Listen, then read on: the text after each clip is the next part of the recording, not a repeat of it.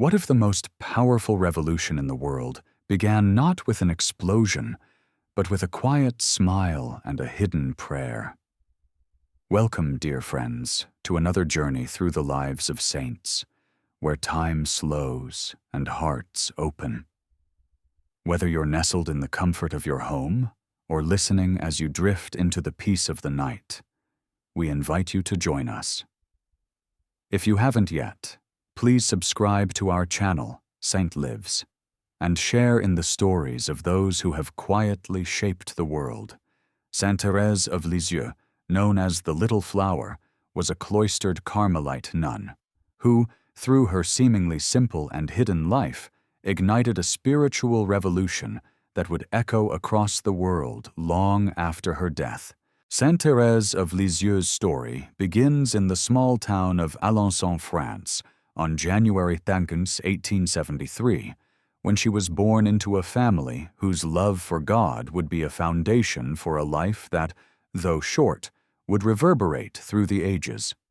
Her parents, Louis and Zélie Martin, were devout Catholics, deeply committed to their faith and to each other, setting an example of love and devotion that would shape all of their children, but none more so than Thérèse. Though her birth was marked by a sense of peace and providence, the life she would come to lead was anything but ordinary. Thérèse's childhood was filled with the warmth of a loving family, but it was also shaped by early grief. At the tender age of 4, Thérèse lost her mother to breast cancer, a loss that marked her deeply and left her with a longing for a maternal love she could not quite grasp.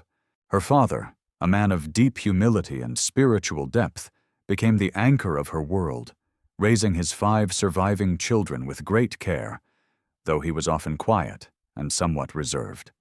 In this home, steeped in both joy and sorrow, Thérèse's early years unfolded, each one carrying within it the seeds of a holiness that the world would come to recognize, though in a way that no one, not even Thérèse herself, could have foreseen. As a child, Thérèse was often sensitive, with a deep and contemplative nature that set her apart from other children. She had a great love for her father and a tenderness towards the memory of her mother, whom she could hardly remember but whose love she always felt. As she grew, she began to experience a spiritual awareness that was beyond her years, even at the age of 9, when she decided to give herself entirely to God. This desire to dedicate her life to God's service came as a deep inner conviction, one that led her to understand the power of prayer and the quiet strength of faith. Yet, for all her apparent piety, Thérèse's heart wasn't free from suffering. The years after her mother's death were filled with an interior turmoil that Thérèse would come to understand only later in life as part of God's refining process. Her own inner struggles, doubts, and the sense of abandonment she sometimes felt would serve to deepen her spiritual journey, giving her a unique perspective on suffering and grace that would later become the foundation of her little way of holiness. It was during these early years of her life that Thérèse's sensitivity to the love of God began to take root, even if that love sometimes seemed distant and unreachable. As Thérèse grew older, her heart was set on one goal: entering the convent and dedicating her life to God. But there were obstacles, not the least of which was her own youth. At 15, she still seemed like a child in the eyes of many, too young, too fragile, and too untested in the ways of religious life. But Thérèse was undeterred. With a fierce determination that belied her years, she sought to enter the Carmelite order in Lisieux, despite her youth and delicate health. Her request was initially denied, but this only fueled her resolve. Thérèse's faith was unwavering. She knew that God had called her to this life, and nothing would stand in her way. Through prayer and persistence, she eventually gained permission from the bishop, and at the age of 15, she entered the Carmelite monastery in Lisieux. The transition from a life of family and relative comfort to the strict cloistered existence of the Carmelite nuns was, for Thérèse, both a joy and a trial. Though she was young, she felt an immense peace and fulfillment in her choice to follow God's call. Yet the reality of the religious life proved to be both challenging and humbling. Within the quiet walls of the monastery, Thérèse would come to understand the true meaning of sacrifice, prayer, and solitude. But even as she embraced this new life, her struggles continued, often in ways that she could not have anticipated. The battles she fought were not with the world around her, but with the deep and hidden parts of her soul, those quiet inner fears and doubts that threatened to undermine her faith. Thérèse would later speak of these times as periods of spiritual dryness, moments when she felt far from God and even questioned His love for her. And yet, through it all, she remained steadfast, offering her struggles and her small victories to God, and trusting in His will. How, one might wonder, could someone so young, so hidden from the world, carry such profound love for God? Was it in these moments of silence and isolation that the true depth of her holiness began to emerge? Could it be that in the very simplicity of her life, Thérèse was embodying a radical way of following Christ, a way that would change the world, not through grand gestures, but through the quiet, unseen acts of love and surrender? In the stillness of her new life, Thérèse found that the greatest struggles she would face were not external, but internal, rooted deep within her heart. Though she had eagerly embraced the Carmelite calling, she soon discovered that this path, which appeared so simple and peaceful from the outside, was anything but easy. She began to experience what many mystics and saints have described as a dark night of the soul, a period of spiritual desolation where God feels distant and prayer seems empty. This period of dryness would last much longer than Thérèse had anticipated, and during it, she was forced to confront the depths of her own soul in a way that few can fully comprehend. For someone with her deep spiritual sensitivity, these moments of abandonment were almost unbearable. She felt far from God, and her once childlike faith began to seem fragile. She had expected the life of prayer to be filled with the closeness of God, but instead, it seemed as though her prayers were unanswered, her longing for God's presence unrequited. Yet in this very dryness, Thérèse found an unexpected grace. She realized that even in the absence of feeling God's presence, her love for Him did not need to depend on emotional consolation. It was here, in the depths of these struggles, that the essence of her spiritual journey began to take shape. Thérèse understood that true love for God was not about feeling His presence, but about trusting in His goodness, even when everything seemed empty. She embraced this realization with a deep humility, acknowledging that she was nothing and that only God's grace could sustain her. This understanding would eventually give birth to what would become the cornerstone of her spiritual philosophy, her little way. The little way was a path of simplicity, humility, and total surrender to God. Thérèse did not aspire to great deeds or extraordinary mystical experiences. Instead, she believed that holiness could be found in the small, everyday actions of life, offered with great love. She often spoke of her desire to do everything with the greatest love, even the smallest tasks. Whether it was sweeping the floor, washing the dishes, or tending to the needs of the other nuns, Thérèse did each task with the same devotion that a missionary would give to preaching the gospel.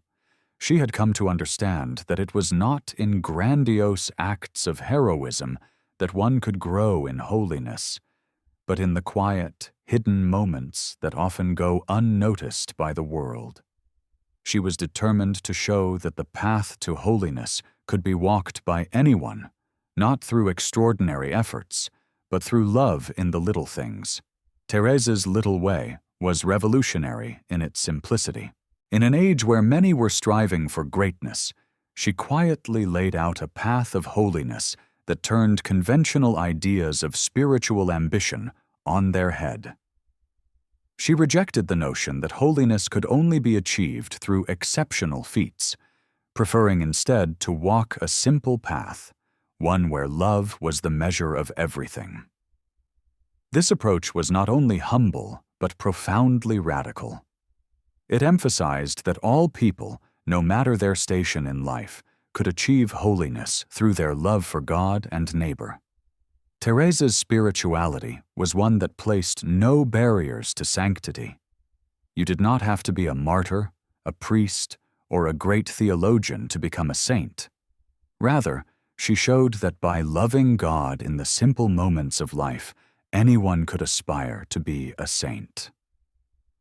Yet, even as Thérèse was forming her little way, the most challenging trials of her life were just beginning. She had always been a fragile soul, and at the age of 23, she began to suffer from tuberculosis, a disease that would slowly and painfully consume her body over the course of the next year.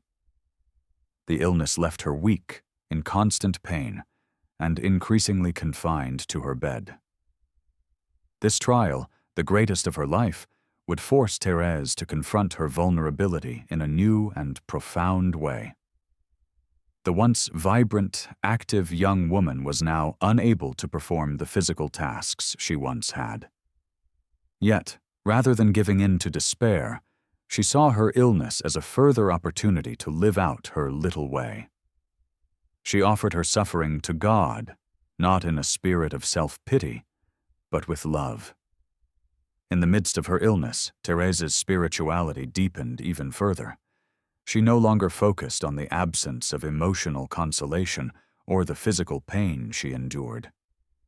Instead, she turned her gaze toward the cross of Christ, finding in it the deepest form of love and surrender. She would often speak of how Christ's passion gave her strength. She saw in his suffering the ultimate example of how to embrace pain with grace and love. Her desire to offer up her suffering for the salvation of souls grew stronger. She began to see her sickness not as a burden, but as a gift, a way to unite her suffering with Christ's for the good of the Church and the world. As the months passed, Thérèse's condition worsened, and her body grew weaker. Yet she continued to write, pouring out her thoughts on the meaning of suffering, love, and holiness. Her writings during this time became some of the most profound and beautiful expressions of Catholic spirituality ever written. In these moments of physical and spiritual suffering, she became more and more a reflection of Christ. It was in her weakness that her strength shone most brightly. Her little way of love, offered in the quietest corners of the convent, became, in the end, a path of profound spiritual power. But as Thérèse's health continued to decline, she grew ever more consumed with a deep, mystical insight into the heart of God. She felt an overwhelming desire to unite her life with Christ's, to offer everything she had for the salvation of souls. It was at this point that Thérèse's spirituality reached its pinnacle. Her little way, once something she had quietly practiced in the hidden corners of the convent, now became a path that would touch the hearts of millions. She did not seek recognition, and in her humility, she wanted nothing but to disappear into the love of God. Yet, in this very hiddenness, Thérèse was to become one of the most influential saints in modern history. How, we might ask, could such a simple life, filled with hidden struggles and small acts of love, change the world? What was it about Thérèse's life that resonated so deeply with so many? Was it the depth of her love for God, expressed so plainly in the simplest acts of daily life? Or was it that, through her very suffering and humility, she revealed a love so pure that it could not help but touch the hearts of others long after her death? As Thérèse's health deteriorated, Her awareness of the passage of time seemed to grow sharper, and she turned inward, reflecting deeply on the nature of life, suffering, and death. She continued to offer her illness and pain for the salvation of souls, a practice she had adopted long before. But now, as her condition worsened, this offering became even more personal and profound. It was during this time that Thérèse began to reflect upon the mysterious ways in which God works through human suffering. Her illness was not a simple affliction. It was a means through which she would share in Christ's passion. And in her final months, she could feel this truth deepening in her soul. Each breath she took, each moment of pain, became a quiet act of love, a surrender to God's will, an offering of herself for the good of others. Her life, once filled with youthful exuberance and dreams of holiness achieved through great deeds, was now marked by the quiet, hidden greatness of someone who had come to understand that true holiness was not achieved through human effort, but through divine grace working in the small, mundane moments of life. At the same time, Thérèse began to experience an intimacy with Christ that was both deeply personal and profoundly mystical. She spoke often of how she felt a closeness to him in her suffering, how her pain brought her nearer to him. She did not see her illness as a punishment, but as a way to unite her will to God's. This mystical experience of suffering became, for her, the greatest form of love. She realized that in her weakness, she was able to mirror the love of Christ on the cross, and it was in her weakness that she found true strength. Thérèse's writings during these months became increasingly focused on the themes of abandonment, surrender, and trust in God. In her own words, she expressed how her little way was to offer everything to God, not out of strength, but out of love. Her trust in God's will was absolute, and she found peace not in her circumstances, but in God's love for her, which she knew would never fail. Her life became a powerful testament to the truth that God's love is most deeply experienced not in moments of comfort and success, but in times of trial and pain. She demonstrated that holiness is not about achieving greatness or recognition, but about surrendering oneself completely to the will of God, no matter the circumstances. This radical trust in God was the essence of her little way. It was not a path for the strong or the extraordinary, but for the humble and the meek, the ones who are willing to love God in the hidden moments of life, in sickness, in weakness, and in suffering. It was a way that anyone could follow, no matter their station in life, no matter their background or talents. Holiness, for Thérèse, was not found in public acclaim, but in the quiet surrender of the soul to the love of God. As the days went by, Thérèse's body grew weaker, and the nuns around her began to see the toll that her illness was taking. Yet even in her frailty, she radiated a profound peace. Her strength, which had once been so evident in her ability to embrace her spiritual calling with fervor, now shone through in her acceptance of her suffering. She no longer saw her illness as something to be feared or resisted, but as a means to draw closer to God. She became a living example of what it meant to die to oneself in order to live for God. Her final days were filled with an inner peace that only deepened as her earthly life came to a close. The pain she endured, the loss of her strength, and the slow, gradual fading of her life became the final act of her love for God. Thérèse's death was not marked by despair or fear, but by an unwavering trust in the God who had called her to this life. Her love for him, which had sustained her throughout her life, now carried her gently into eternity. In the months leading up to her death, Thérèse's legacy began to take shape, even though she had not yet passed away. She had already touched the hearts of those who knew her through her writing, her example, and her prayer. Her autobiography, Story of a Soul, had begun to circulate, and many began to see in her life a profound model of holiness. Yet, it was in the hiddenness of her final days that the true depth of her spirituality was most fully revealed.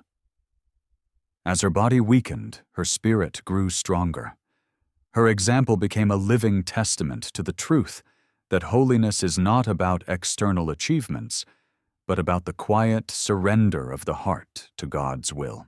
In these final moments, Thérèse was deeply focused on the mission that she had set for herself, a mission she had never publicly spoken of, but that was deeply embedded in her heart. She had always desired to be a missionary, but since her health had kept her from going to distant lands, she offered her prayers and sacrifices for the missions in a way that would, in time, inspire millions. She believed that through the simple, quiet acts of love, she could still bring souls to Christ, even without leaving the convent. Her mission field had become the hidden world of prayer, sacrifice, and love. And it was in this hiddenness that her influence would begin to spread, eventually reaching far beyond the walls of her Carmelite cell. Thérèse's death on September 30th, 1897, at the young age of 24, was marked by a serene acceptance of God's will. She passed away with a smile on her face, having received the sacraments and having offered her final suffering to God. Her last words, "My God, I love you," were a beautiful expression of the love that had guided her entire life. And it was through this love that she would go on to change the world. Her life, though short, would inspire countless others to embrace the simplicity and power of her little way. Thérèse's journey was one of surrender, of quiet trust, and of love. Love for God, love for others, and love for the hidden moments of life that so often go unnoticed. As the news of her death spread, it was clear that this young nun, who had lived so quietly and humbly, had left a profound impact on the Church. Her life and writings began to inspire a movement, one that would grow in influence and reach, touching the hearts of people around the world. Thérèse's little way, once lived in obscurity, was now embraced by millions as a path to holiness, a way to live out the Christian vocation with simplicity, humility, and love. Her influence spread far beyond the convent, and she became, over time, one of the most beloved and influential saints in the history of the Church. Thérèse's canonization in 1925, just 28 years after her death, was a testament to the power of her life and example.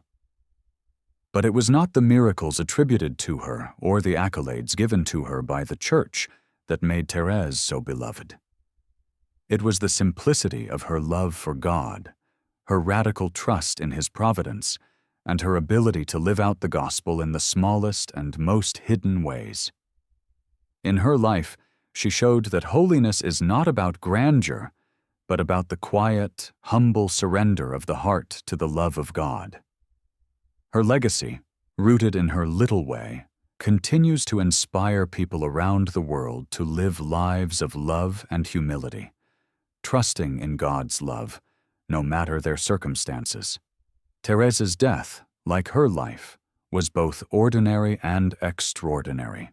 It was the death of a young woman, a daughter, a sister, a nun, but it was also the death of someone who had, through her hidden life of love, changed the course of history.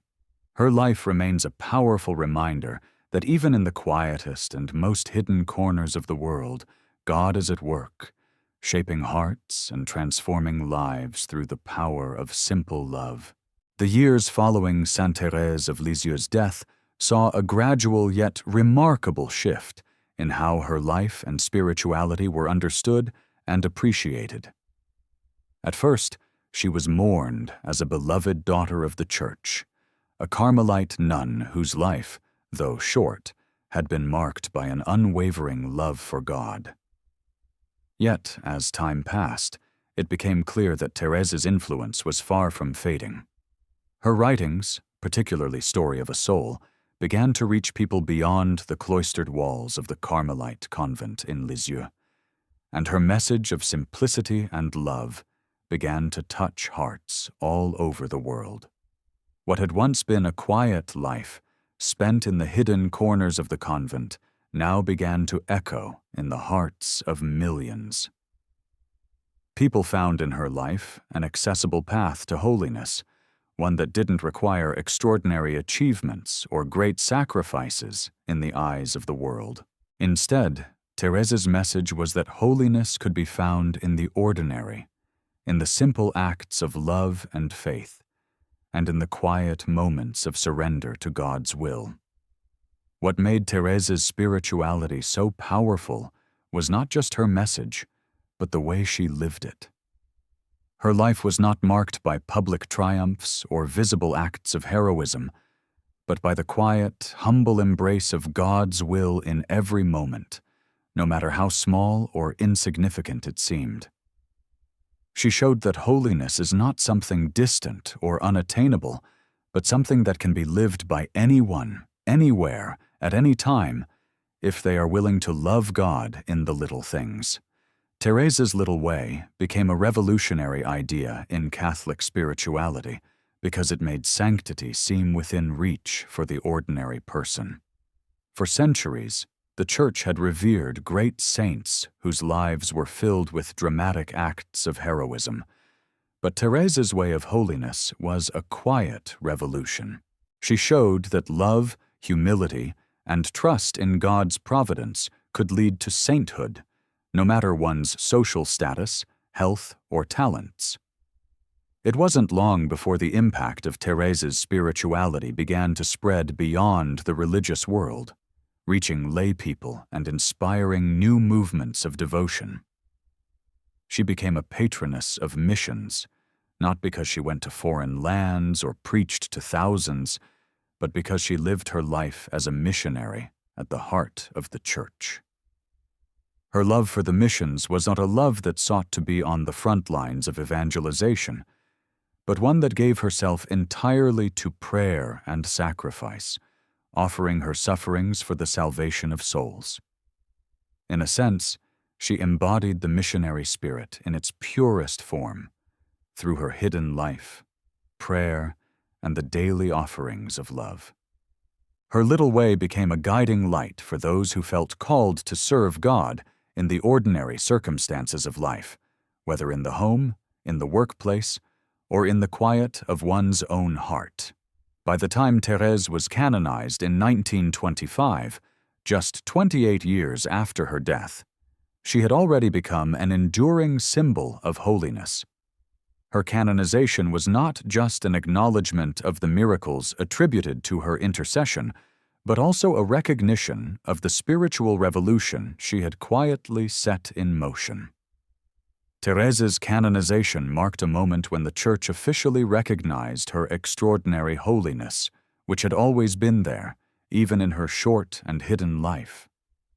Yet it was not just her canonization that made her famous. It was the way her life continued to inspire those who read about her and reflected on her example. Her little way had become a path that people from all walks of life could follow, and they found in her an accessible, relatable model of holiness. Thérèse's sainthood wasn't something to be admired from afar. It was something to be lived in the hearts of the faithful, whether in the quiet of a convent or in the busy lives of everyday people. But what, then, made her life so extraordinary? It wasn't the apparent success of her religious vocation or the public accolades she received. What made Thérèse's life remarkable was her unwavering trust in God's love, which she expressed through her simplicity and humility. It was the way she embraced her weaknesses, her suffering, and her limitations as opportunities to draw closer to God. Thérèse did not seek greatness in the eyes of the world. She sought to love God with everything she had, even in the smallest tasks. Her life was a testimony to the power of love to transform even the most ordinary of lives into something extraordinary. She showed that holiness isn't about doing something spectacular or extraordinary. It's about living each moment with love, offering each moment to God, and trusting in His providence. As time went on, Thérèse's legacy continued to grow, touching the lives of millions around the world. She became a beloved figure not only in the Catholic Church, but also in wider society, particularly among those who longed for a more simple, humble way of life. Her message resonated with people who felt overwhelmed by the demands of modern life and the pressures to achieve greatness in the eyes of the world. Thérèse's spirituality offered a refreshing counterpoint to the notion that holiness must be achieved through success, recognition, or external accomplishments. Her little way was a call to embrace the ordinary with love, to find holiness in the hidden, the humble, and the small. She showed that each person could be a saint, not by doing great things, but by loving greatly, in whatever their circumstances might be. Thérèse's legacy continued to unfold through her writings, which remain some of the most beloved spiritual works of the modern Church. Her autobiography, Story of a Soul, has been translated into countless languages and read by millions, offering a glimpse into the soul of a saint who lived a hidden life, yet left a profound mark on the world.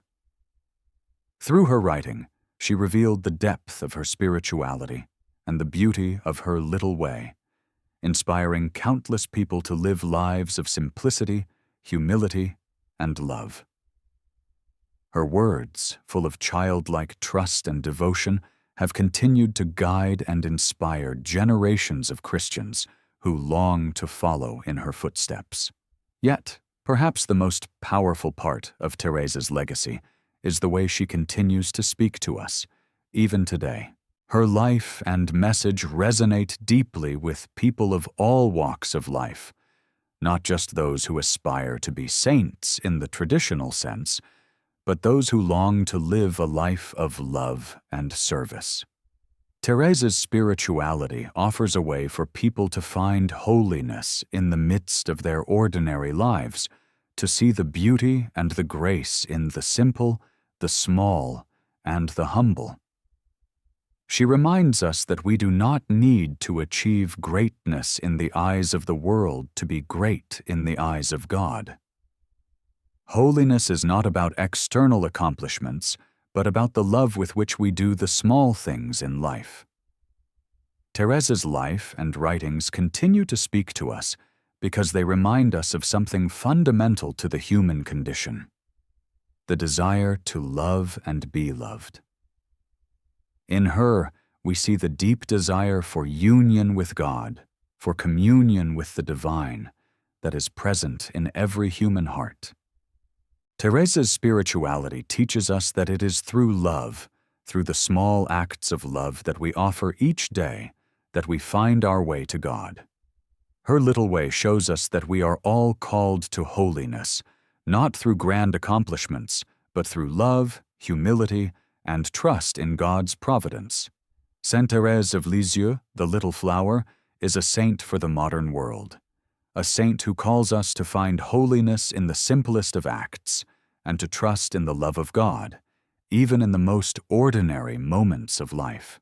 Her life continues to inspire and guide those who seek to follow in her footsteps, showing us that holiness is not about doing something extraordinary. It is about loving greatly, no matter the circumstances. In the years following Saint Thérèse of Lisieux's canonization, her influence only grew, touching the hearts of countless people around the world. She became not only a symbol of simplicity and love, but also a saint whose life reflected a deep and profound intimacy with God. The Church recognized her as the patroness of missionaries, though she had never traveled outside her convent, as well as the patroness of those who sought to find holiness in their everyday lives. The beauty of Thérèse's spirituality was that it was not reserved for those living in monasteries or those with extraordinary talents. It was a spirituality that could be embraced by anyone, anywhere. She demonstrated that holiness does not require grand gestures or external achievements. It is found in the hidden moments, in the quiet acts of love, humility, and trust in God's will. The more people came to know her story, the more they realized that her path to sanctity was one that any soul, regardless of their vocation or circumstances, could walk.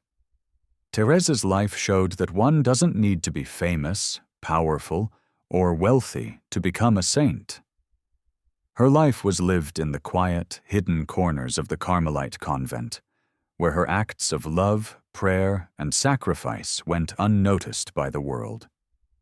Yet, as her message spread, it became clear that her small acts of love were, in fact, extraordinary.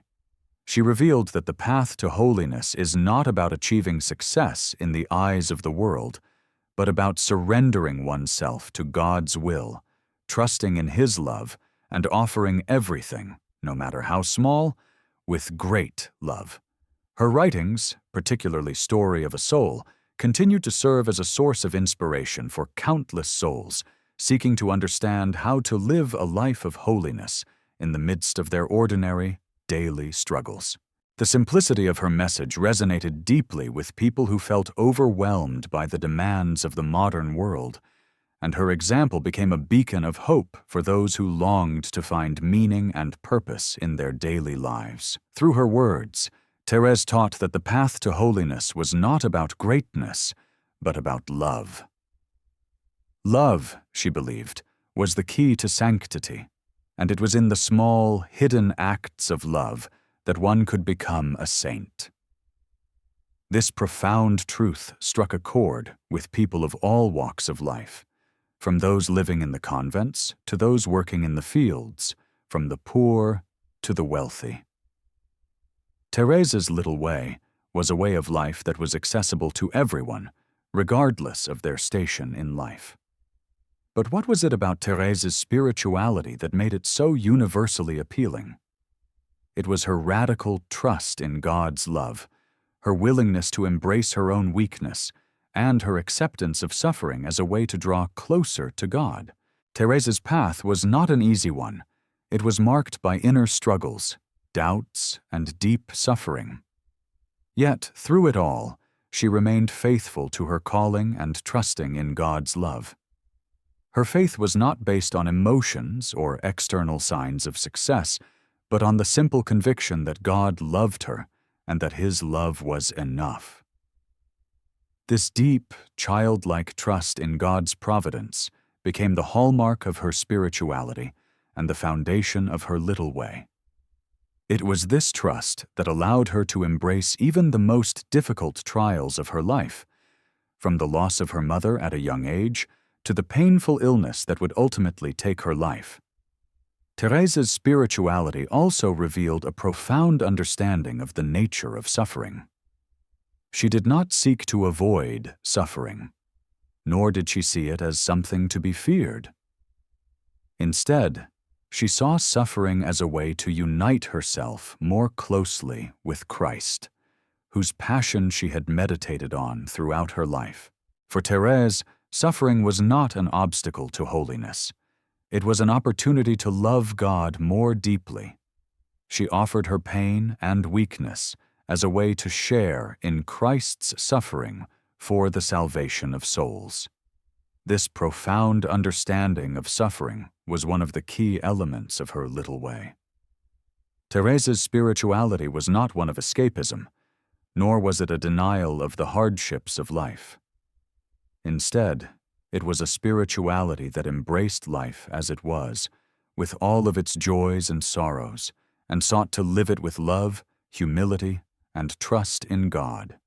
In her final months, as her illness began to take its toll on her frail body, Thérèse's example became even more powerful. The closer she came to death, the more her life radiated a deep inner peace that came from her absolute surrender to God's will.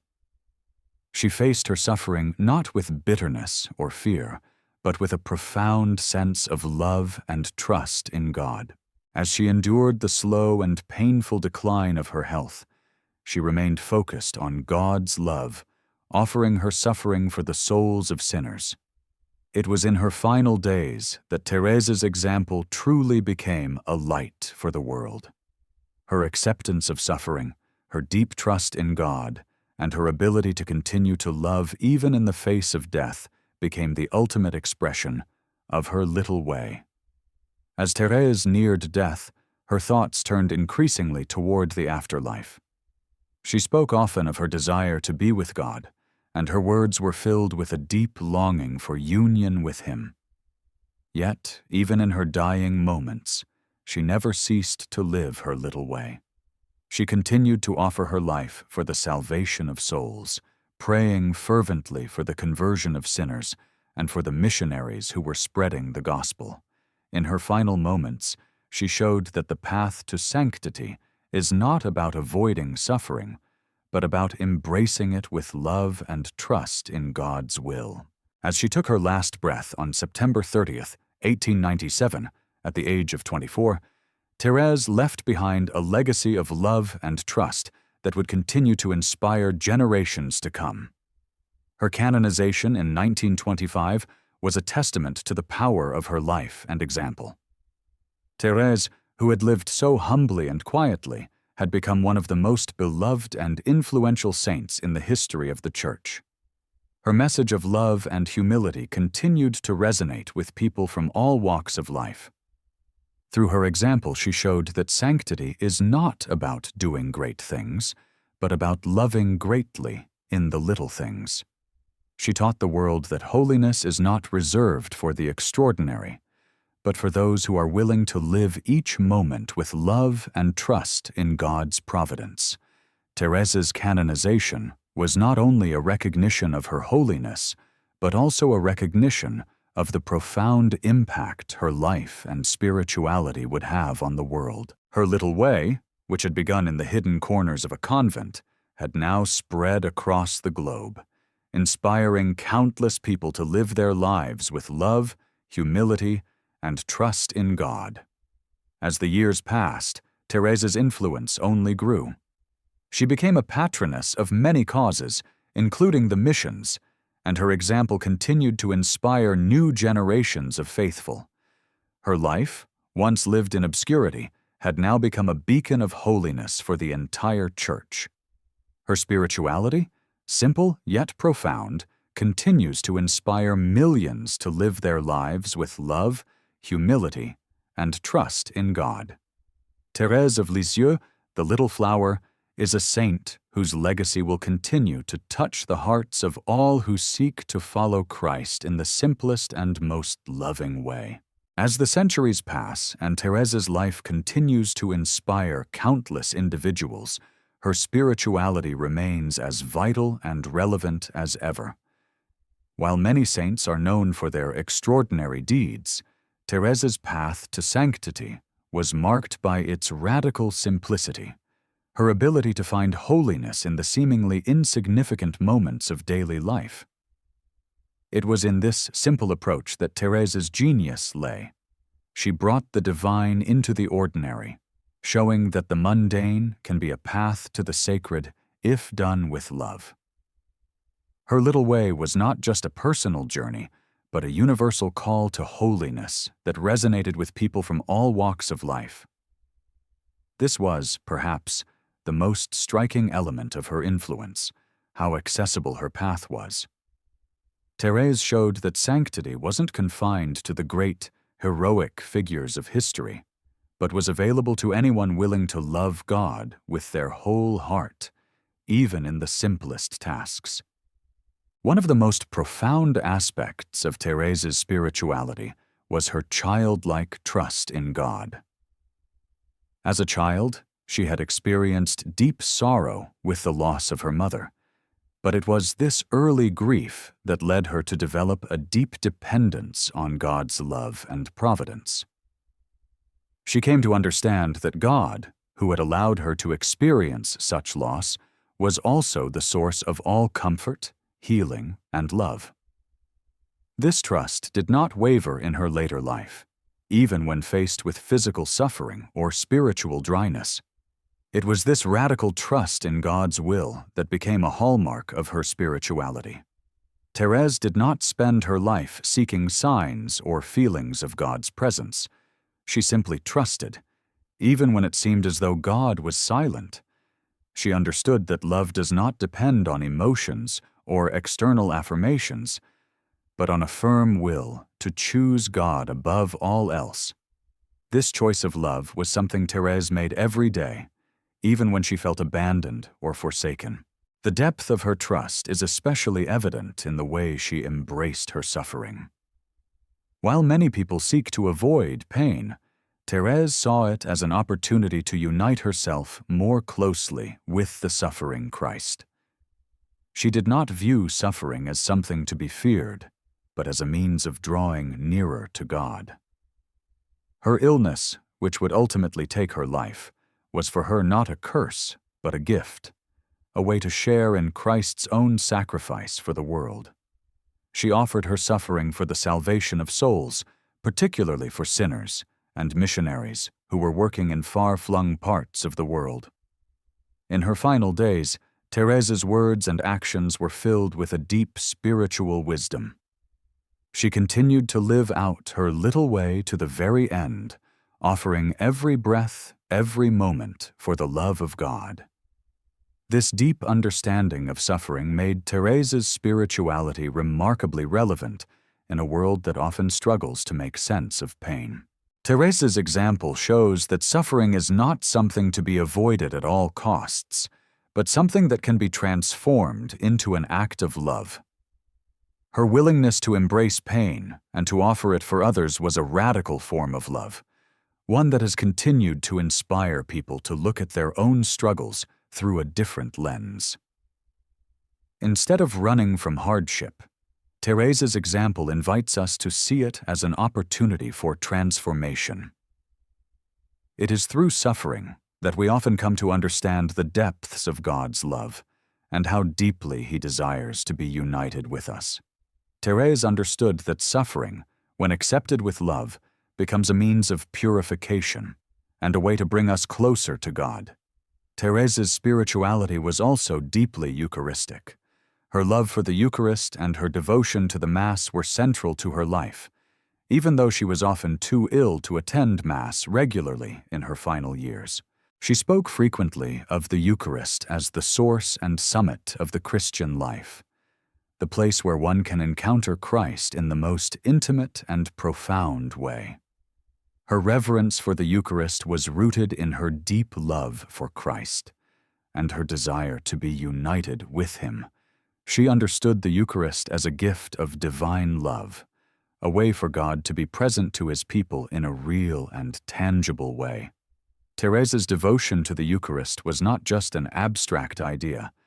It was a lived reality that shaped every aspect of her life. Her longing for communion with Christ was palpable, and it was this longing that sustained her through her illness and suffering. Thérèse's relationship with the Virgin Mary was also a central aspect of her spirituality.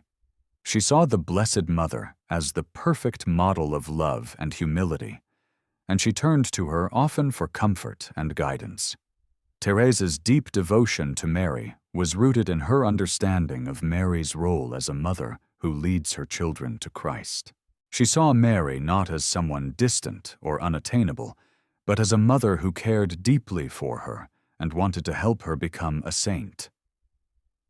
Thérèse's love for Mary was simple and trusting, just as a child would love their mother. It was this childlike love that Thérèse sought to imitate in her own relationship with God. Just as a child trusts their mother without hesitation, Thérèse sought to trust God in the same way, knowing that He would never abandon her, even in her darkest moments. Thérèse's spirituality was ultimately one of radical simplicity. She did not seek complex theological explanations or mystical experiences. Instead, she sought to love God with all her heart, mind, and soul, and to express that love in the simplest and most humble ways.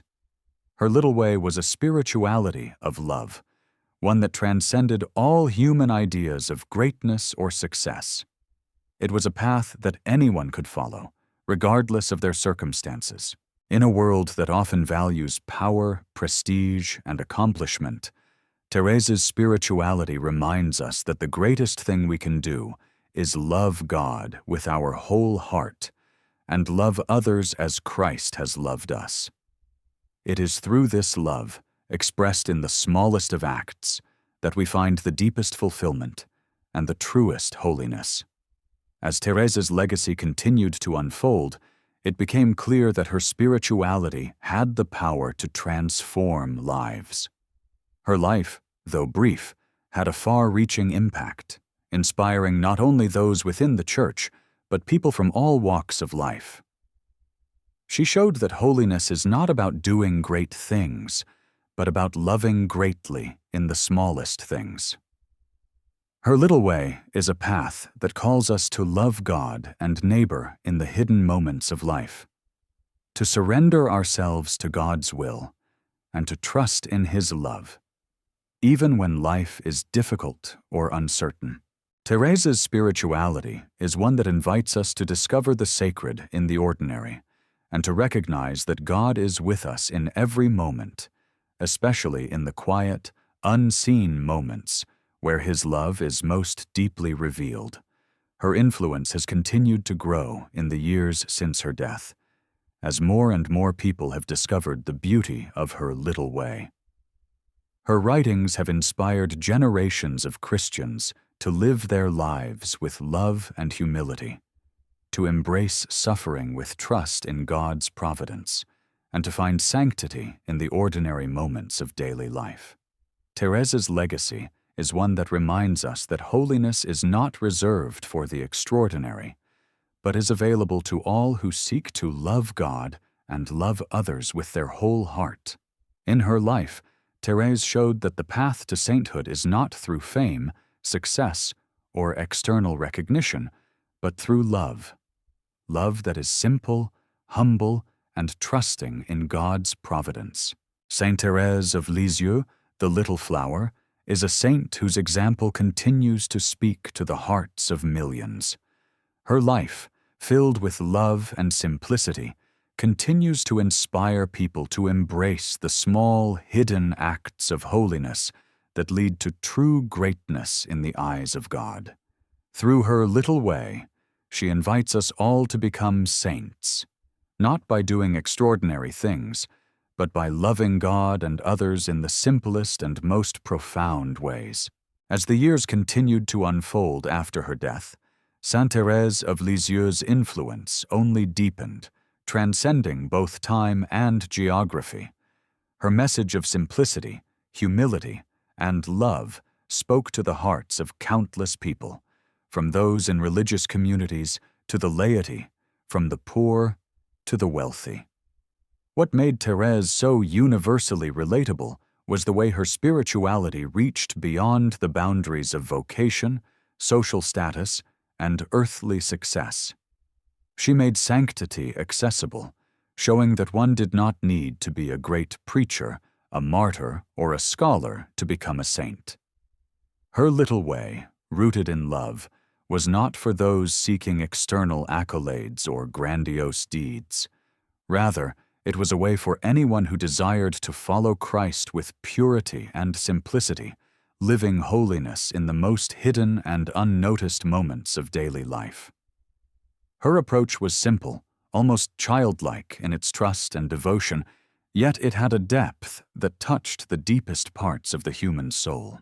Thérèse's spirituality was deeply rooted in her childlike relationship with God, a relationship characterized by total dependence on His love and providence.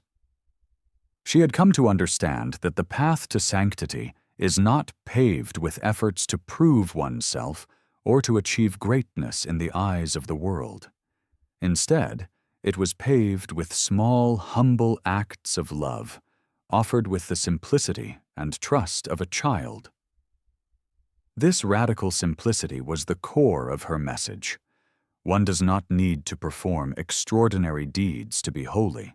Rather, it is through everyday acts of love that we grow closer to God and come to reflect His love to the world.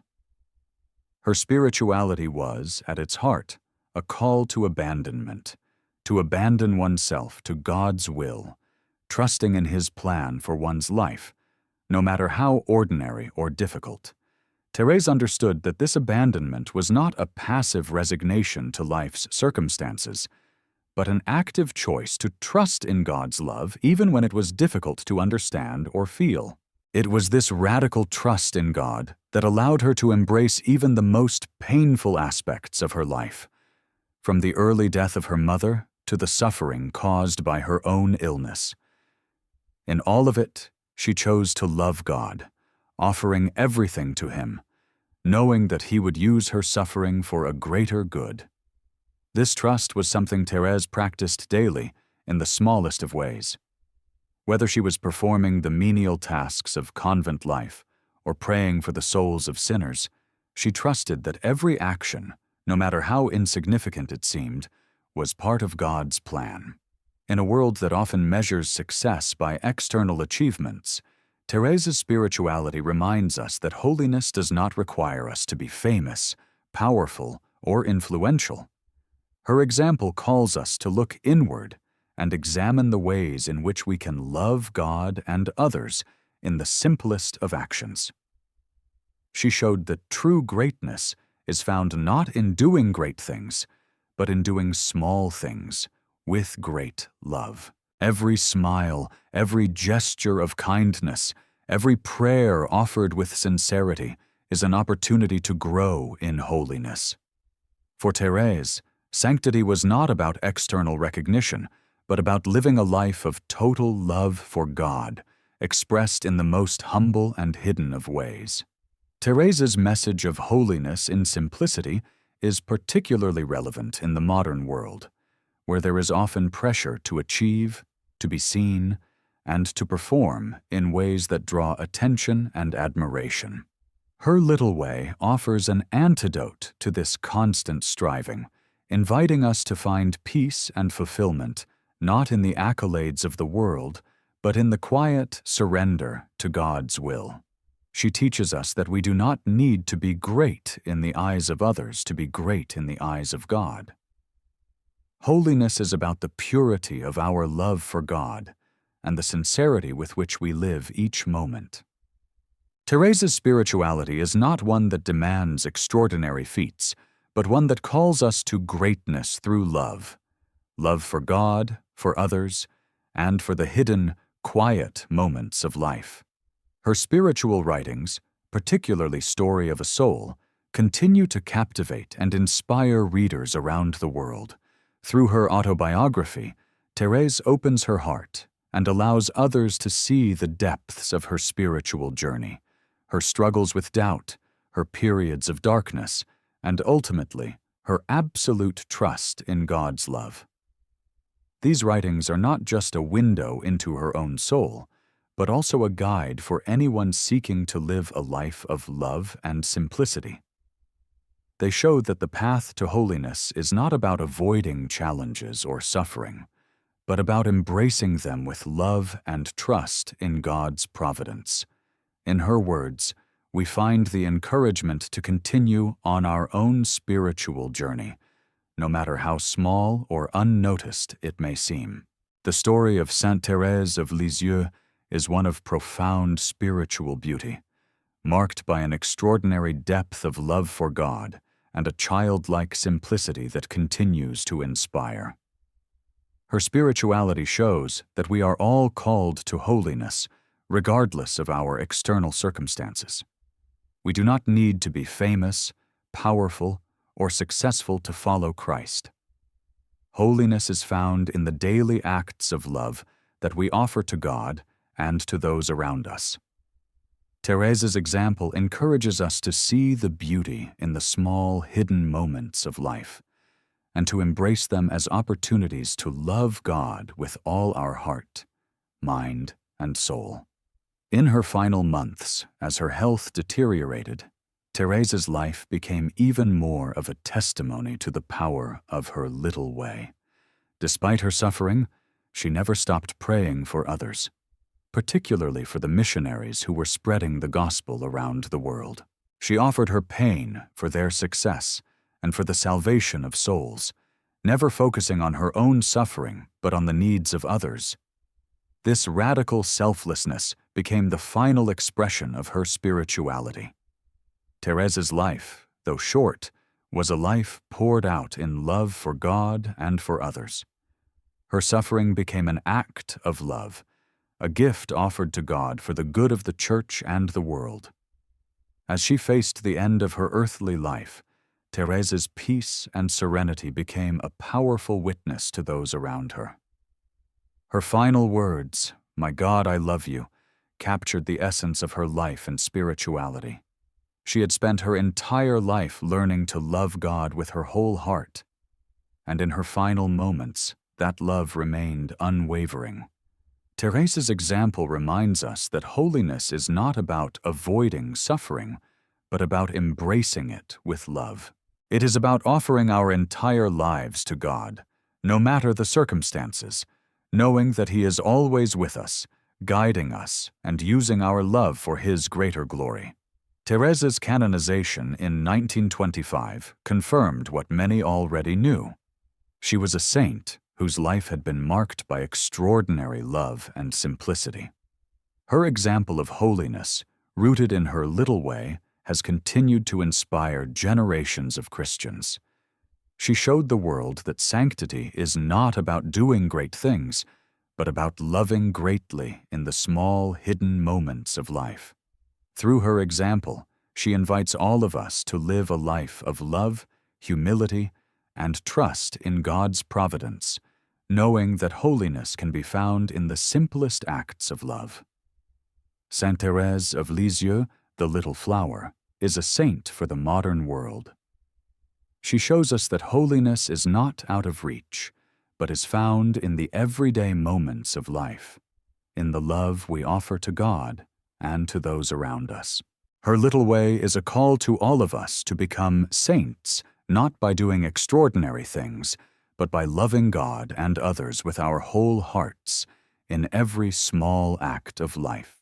As the decades passed after Thérèse's canonization, the depth of her spiritual influence only grew more profound, reaching far beyond the confines of the Church and touching the hearts of millions who were drawn to her simplicity and radical love.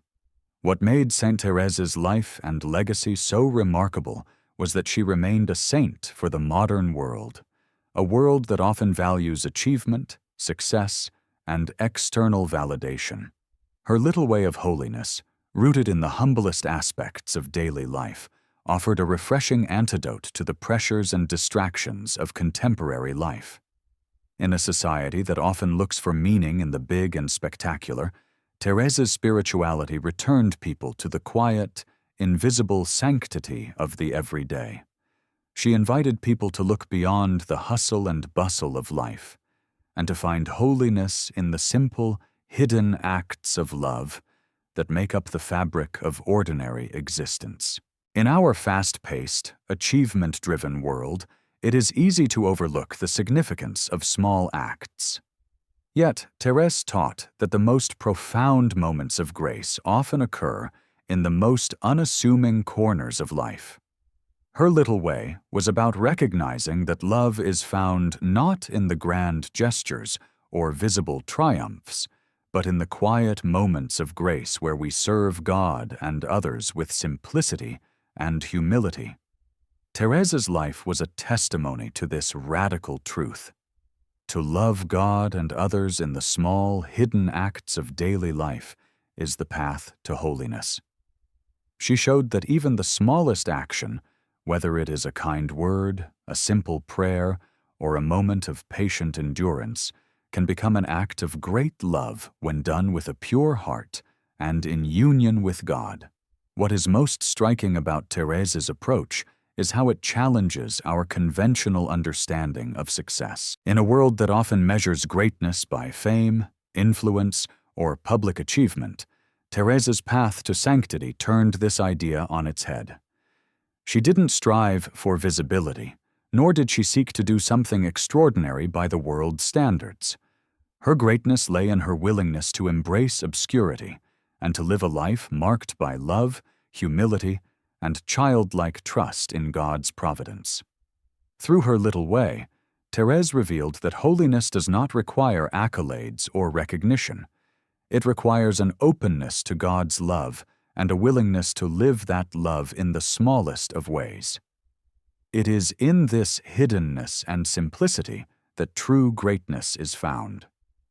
Thérèse's spirituality was also deeply Eucharistic, with the Mass and the reception of the Holy Communion being the central act of her daily life. For Thérèse, the Eucharist was the source of strength and grace that sustained her through the trials of her illness and suffering. Her love for the Eucharist went beyond a mere ritual practice. It was an intimate, life-giving union with Christ. She often spoke of the Eucharist as the greatest expression of God's love, where Christ, in his humility, gave himself completely to his people. In the same way, Thérèse understood that holiness was not about seeking recognition or accomplishment, but about offering oneself completely to God in love, just as Christ had done on the cross. Her devotion to the Eucharist reflected her deep desire to be united with Christ in his suffering and in his love for humanity. Thérèse's relationship with the Blessed Virgin Mary also played a pivotal role in shaping her spiritual life. Mary, as the perfect model of love, humility, and trust in God, was a constant source of inspiration and guidance for Thérèse. She turned to Mary in times of struggle, seeking her intercession and finding comfort in her maternal care. Thérèse often referred to Mary as her mother and confidant, someone who would guide her through the difficulties of life with tender love and understanding. In this relationship with Mary, Thérèse found the strength to continue on her own path of surrender and trust in God. Like a child who relies completely on their mother's love, Thérèse learned to trust in God's love through her devotion to Mary, and she invited others to do the same. For Thérèse, the spiritual life was one of dependence on God, and she believed that by placing herself in the hands of Mary, she would be led closer to the heart of Christ. Despite her physical weakness in the final years of her life, Thérèse's spiritual strength only seemed to grow. She remained focused on her mission of love, even as her body deteriorated from the ravages of tuberculosis. Her suffering became an offering, not just for her own sanctification, but for the conversion of sinners and the success of the missions. Thérèse's radical love was most fully expressed during her illness, when she chose to live out her little way in the most difficult of circumstances. Every moment of her pain was offered with love. Every breath, every prayer, every sigh, all were transformed into acts of deep love for God and his people. In this way, Thérèse's life and death became an act of surrender, a witness to the power of love to transform suffering into a means of grace. Her life was a radical example of what it means to live not for oneself, but for others, especially for those who have yet to encounter the love of God. Her last words, "My God, I love you," are a perfect summation of her life. Thérèse had spent her entire life learning how to love God with her whole heart, and in her final moments, she expressed that love with the same simplicity and trust that had characterized her entire life. She did not ask for anything more from God. She simply offered her love. In this act of love, Thérèse showed that the essence of holiness is not in grand accomplishments, but in a complete and total surrender to God's will. The simplicity of her life, from the smallest acts of service to the profound depths of her love for God, became the hallmark of her sanctity. Thérèse's canonization in 1925 was not simply a recognition of her holiness, but an affirmation of the power of love to transform even the most hidden and obscure lives into vessels of grace. In a world that often values success and external achievements, Thérèse's life was a powerful witness that sanctity is found in the simple, hidden moments where we love God with our whole hearts. Her little way offered a path to holiness for everyone, regardless of their station in life or their abilities. Thérèse's message was clear. Anyone can be a saint, not by performing extraordinary acts, but by living each moment with love and surrender to God's will. Through her life and her writings, she showed that holiness is not about doing great things, but about loving greatly in the smallest things. In the decades following her canonization, Saint Thérèse of Lisieux became one of the most beloved saints in the Church. Her message of love and simplicity resonated with people of all walks of life, and her influence continued to grow across the globe. She became a patroness of missions, not because she traveled far and wide, but because she understood that the mission field is wherever we find ourselves, and that through prayer, sacrifice, and love, we can have a profound impact on the world. Her little way became a guiding light for those who sought to live out their faith in the midst of the ordinary challenges of daily life. Her spirituality offered a way to embrace the small, hidden moments of life with love, knowing that these moments, when offered to God, can transform the world. Thérèse's life and legacy have continued to inspire countless souls to follow her example. Her spirituality remains as relevant today as it was when she lived, calling each of us to love God in the simplest, most humble ways. Her little way invites us to find holiness, not in the extraordinary, but in the love we offer in every small act of our daily lives. Thérèse of Lisieux, the little flower, continues to be a saint for the modern world, reminding us that holiness is not about what we do, but how we love. Saint Thérèse of Lisieux, the little flower, has long stood as a beacon of light for anyone seeking to find holiness in the simplest acts of life. Her spirituality, centered around her little way, which was marked by radical simplicity, has reached across centuries and continents, calling all to embrace a path of love, humility, and surrender. In a world that often prioritizes grandeur and external success, Thérèse's life offers a powerful counter-narrative, a reminder that true greatness is not measured by worldly standards, but by the love and humility with which one lives their life. Her example is a call to find God in the hidden, in the ordinary, and in the moments that may seem insignificant to the world, but are deeply meaningful to God.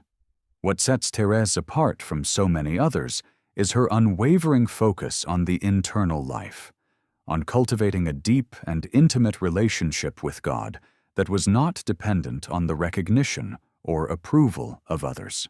She lived in a cloistered convent, far removed from the public eye, and yet her life and writings have had a profound influence on the world.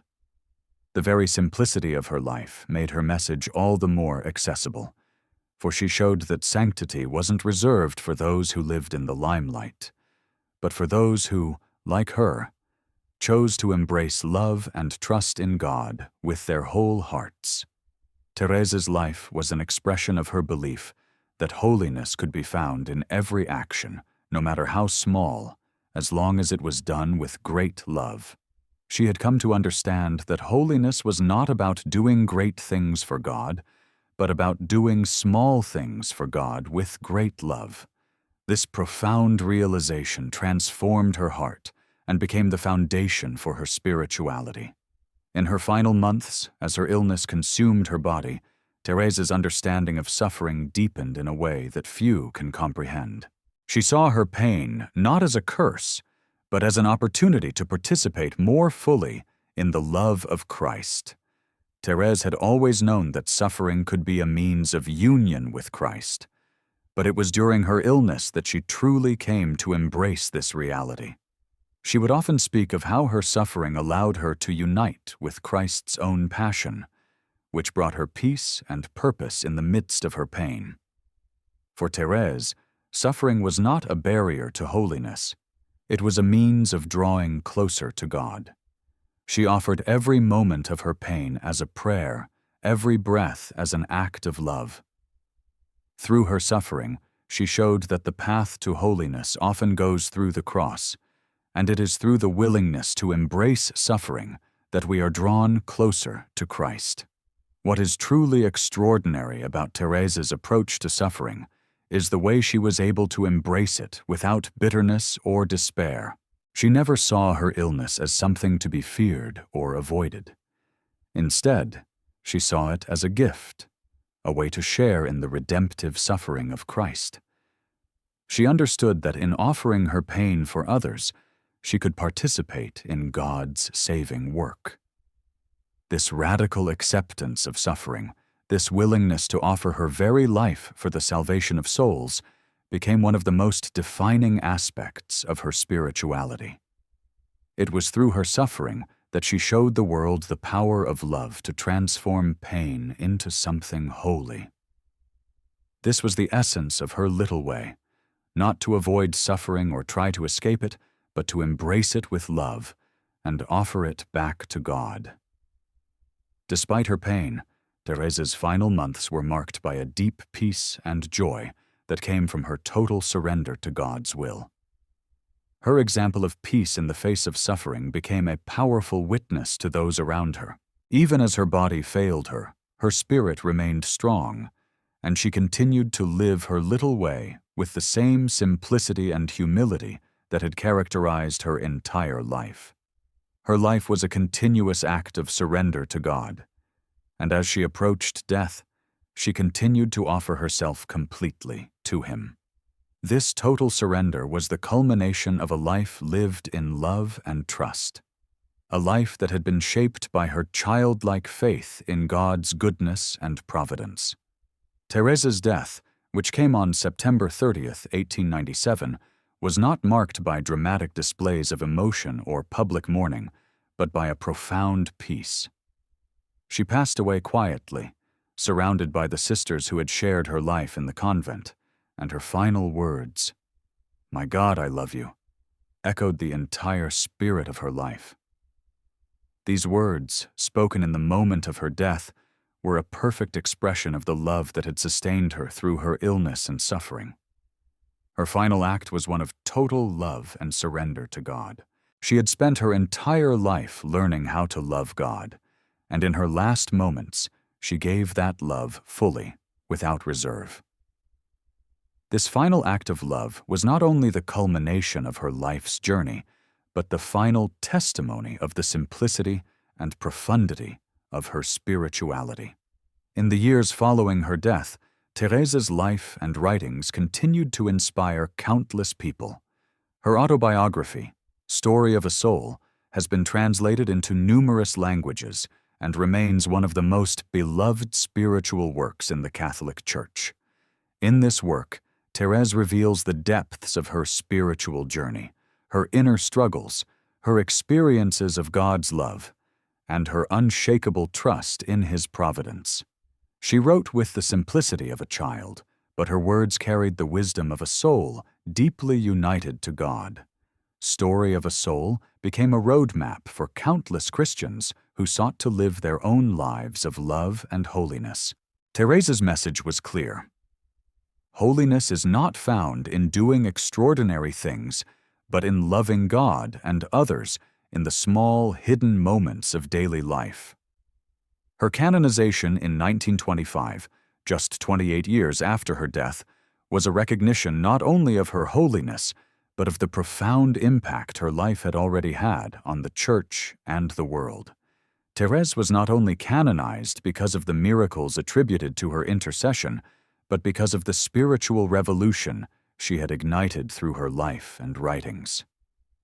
Her spirituality, centered around love and simplicity, became a guiding light for millions of people who were seeking a way to live their faith in the midst of the challenges of modern life. She became a patroness of missionaries, though she never traveled far from her convent, because she understood that the mission field was wherever one found themselves, and that through prayer, sacrifice, and love, one could have a profound impact on the world. Thérèse's little way continues to be a powerful spiritual force, inspiring people of all ages and backgrounds to seek holiness in the everyday moments of life. Her spirituality offers an alternative to the pursuit of external success and achievement, calling us to find greatness in the simple acts of love that make up the fabric of our lives. In a world that often measures success by worldly standards, Thérèse's life reminds us that holiness is found not in fame or accomplishment, but in the quiet surrender of love. She invites all of us to embrace the ordinary with love, knowing that when we do, we are fulfilling God's purpose for our lives. Her legacy is one that continues to transform lives, calling people to a deeper relationship with God, a relationship built not on grand gestures or external accomplishments, but on the love that is freely given and received in the simple moments of life. Thérèse's spirituality is a reminder that we do not need to do great things to become saints. We simply need to love God with all our hearts in the small and hidden moments that make up our daily lives. Saint Thérèse of Lisieux, the little flower, is a saint for all times, but especially for our own. In a world that often overlooks the power of simplicity, her life shines as a beacon of hope, showing us that holiness can be found in the smallest acts of love, in the quietest moments of surrender. Through her example, she continues to call each of us to live a life of love and humility, trusting in God's providence and offering our lives to Him in the simplest ways possible. From the quiet room where Thérèse had spoken her last words, the story now moves outward, like a soft fragrance leaving a garden at dusk, and it is gentle to imagine how quickly her hidden life began to touch the wider world. The Sisters of Carmel had loved her as one of their own, but even they could not fully measure what God had already planted in her small, obedient heart. After her death, the prioress gathered the pages Thérèse had written at obedience, the notebooks and letters that carried her memories of childhood, her entrance into Carmel, her long interior trials, and the slow flowering of her little way. Nothing about these writings seemed designed for fame. They were simple, intimate, almost shy in tone, and yet they held a quiet fire. When the sisters prepared them to be shared, they did so with the same cautious humility with which Thérèse herself had lived, not knowing that these pages would soon travel farther than any of them ever had. Not long after her death, letters started to arrive at Lisieux from strangers. They had read her story, and, almost as if they were writing to a friend they had always known, they began to speak to her in prayer. Many described the same quiet shift within themselves, a sudden courage to pray again after years of dryness, a calmness in the midst of family trouble, a soft return of hope when despair had pressed close. Some wrote of reconciliations they had not thought possible, of stubborn quarrels easing, of children coming home, of forgiveness appearing where pride had ruled. Others told of healing, slow or swift, in body or spirit, and they did not speak in a loud or theatrical way. Their words were often plain, filled with gratitude and a kind of surprise, as if a door had opened gently in a dark room. The Carmelites were careful, as the Church teaches carefulness, but they listened, because the tone of these letters carried the same fragrance of trust that Thérèse herself had tried to breathe into the world. Her influence spread in a manner that suited her hidden life. It did not move first through grand pulpits, but through kitchens and hospital beds, schoolrooms and quiet pews. People pressed her image into prayer books, pinned her picture near a bedside, or placed a small vase of roses beside a candle. It was not mainly the beauty of flowers that drew them, but what the flowers came to represent: a sign that God's tenderness is closest to the small, the struggling, the unnoticed. Missionaries felt especially close to her. Thérèse had never crossed an ocean, and yet her heart had traveled constantly toward those who did. In the convent, she had written to missionary priests, offering prayer in their loneliness and sacrifices for their labor, and now those same men and their communities began to love her as their sister. It is a quiet paradox, a cloistered nun becoming the patron of missions, and it reveals the strange logic of grace. God can set the heart on fire for the whole world, even when the body never leaves one small place. When the Church opened the formal inquiry into her life, the sisters who had lived with her were asked to speak. Their testimonies were plain, and in their plainness they were convincing. They did not describe a woman chasing unusual experiences. They described someone faithful in small duties, someone who smiled when tired, who listened when misunderstood, who chose kindness when her feelings pulled her elsewhere. They remembered her struggle to love the sisters who irritated her most, greeting them warmly, praying for them secretly, offering them the little courtesies she knew cost her something. They spoke of her honesty, her cheerfulness, her steady desire to be nothing so that God could be everything. When they recalled her final illness, they remembered not only her physical pain, but the deeper trial of faith she endured, the temptations to discouragement she never dramatized, and the way she kept choosing trust. There was no need to invent a heroic story. Her heroism was already there, quiet as breath, and seen by those who had watched her live. 2 healings were recognized as miracles through her intercession, and her cause advanced rapidly. In 1923, she was declared blessed, and in 1925, she was canonized in Rome. The ceremony was radiant, full of lilies and incense, and it placed her among the saints of the Universal Church. Yet one can imagine Thérèse smiling at the contrast between her cloistered days and this worldwide acclaim. She had wanted to be hidden, to be small, to let God do everything, and now the Church held her up precisely because she had lived that hiddenness so fully. Her little way, once formed in the narrow halls of Carmel, now offered a path of holiness to people who had never heard of Lisieux until her story reached them. What is most striking is how wide a shelter her message became.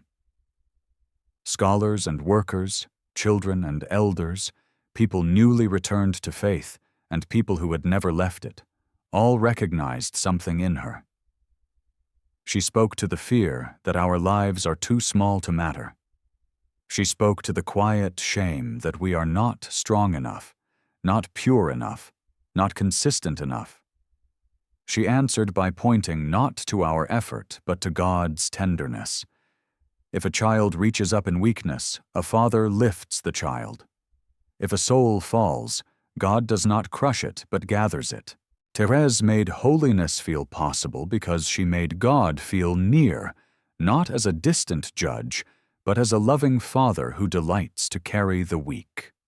She did not deny the cross, but she showed that the cross is born in love, and that love itself is already a kind of victory. And still, if Thérèse could speak to us now, she would likely say that her story matters only because of the one who loved her first.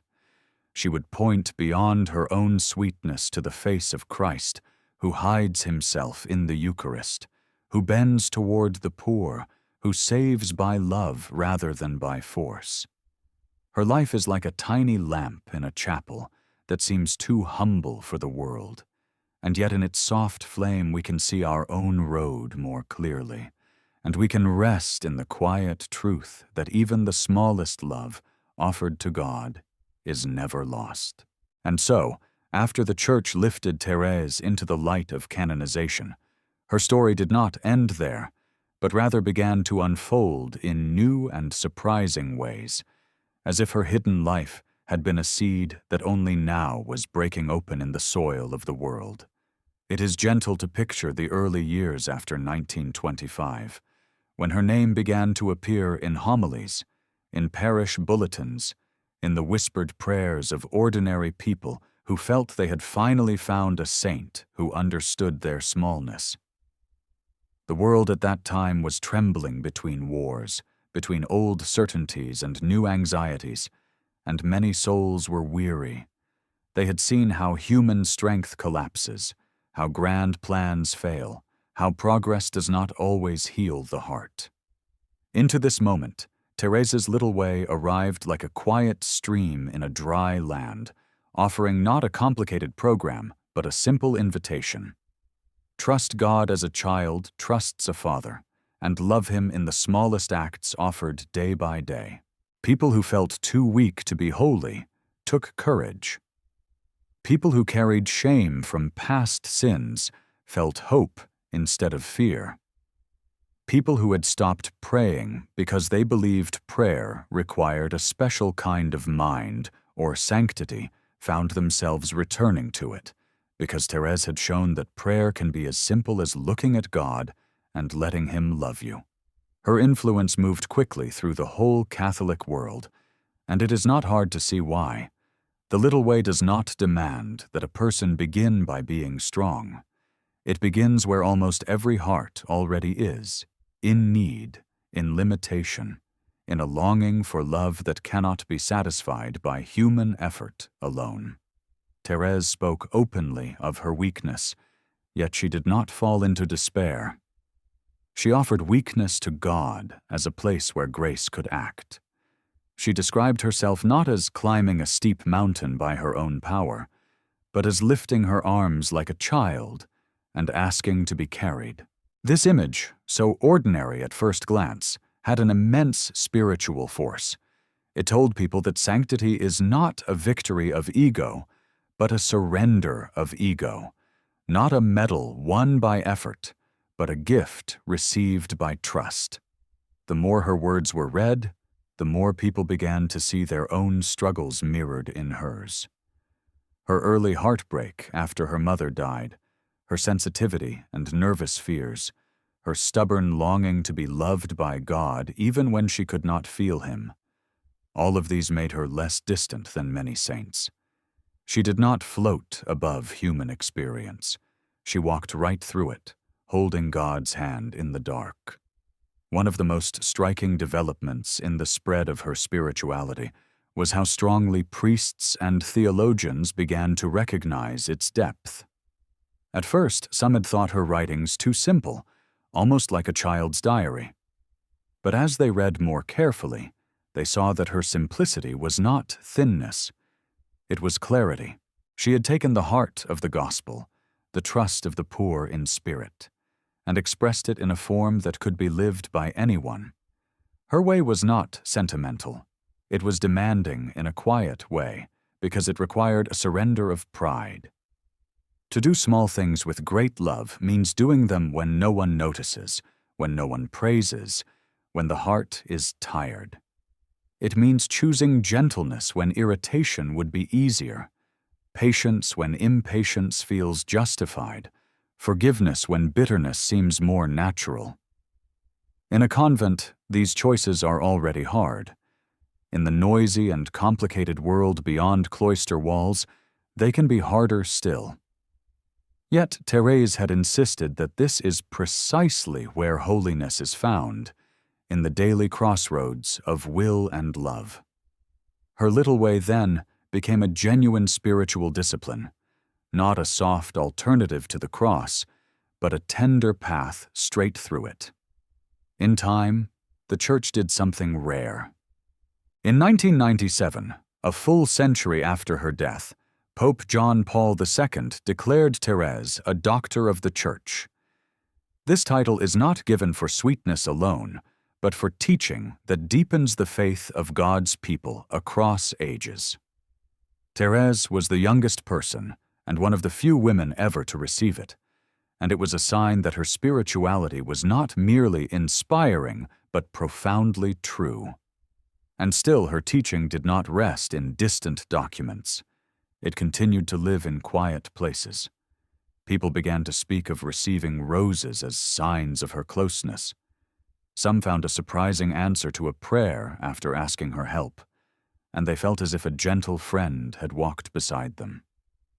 Others did not experience dramatic signs at all, but a slower healing, a steadier faith, a soft courage returning after years of fear. Thérèse herself had promised that she would spend her heaven doing good on earth, that she would let fall a shower of roses. Whether one understands that promise as literal signs or as a symbol of grace, its meaning is the same. Her love did not end at death. It passed through death into a wider service. What is perhaps most moving is how her spirituality has guided souls in ordinary suffering. A mother at home with a difficult child, a man carrying the loneliness of old age, a nurse who feels unseen, a worker whose daily labor seems small, all can find in Thérèse a companion. She does not ask them to become someone else. She asks them to become loving right where they are. She gives a language to the sense that ordinary life, even when hidden, can be a place of great holiness. She invites each person to see their day as an altar, their patience as an offering, their quiet duties as prayers. In doing so, she restores dignity to lives that the world may call unimportant. She makes the kitchen, the bus ride, the hospital corridor, the silent bedroom of someone awake at night with worry, into holy ground. And if the soul says, "I cannot do this, I am too weak," she answers as she answered in her own life. Yes, you are weak, but God loves to carry the weak. There is another tenderness in her message, one that becomes clearer the longer we stay with it. Thérèse is not only a saint of gentle trust, she is also a saint who knew the fierce edge of temptation.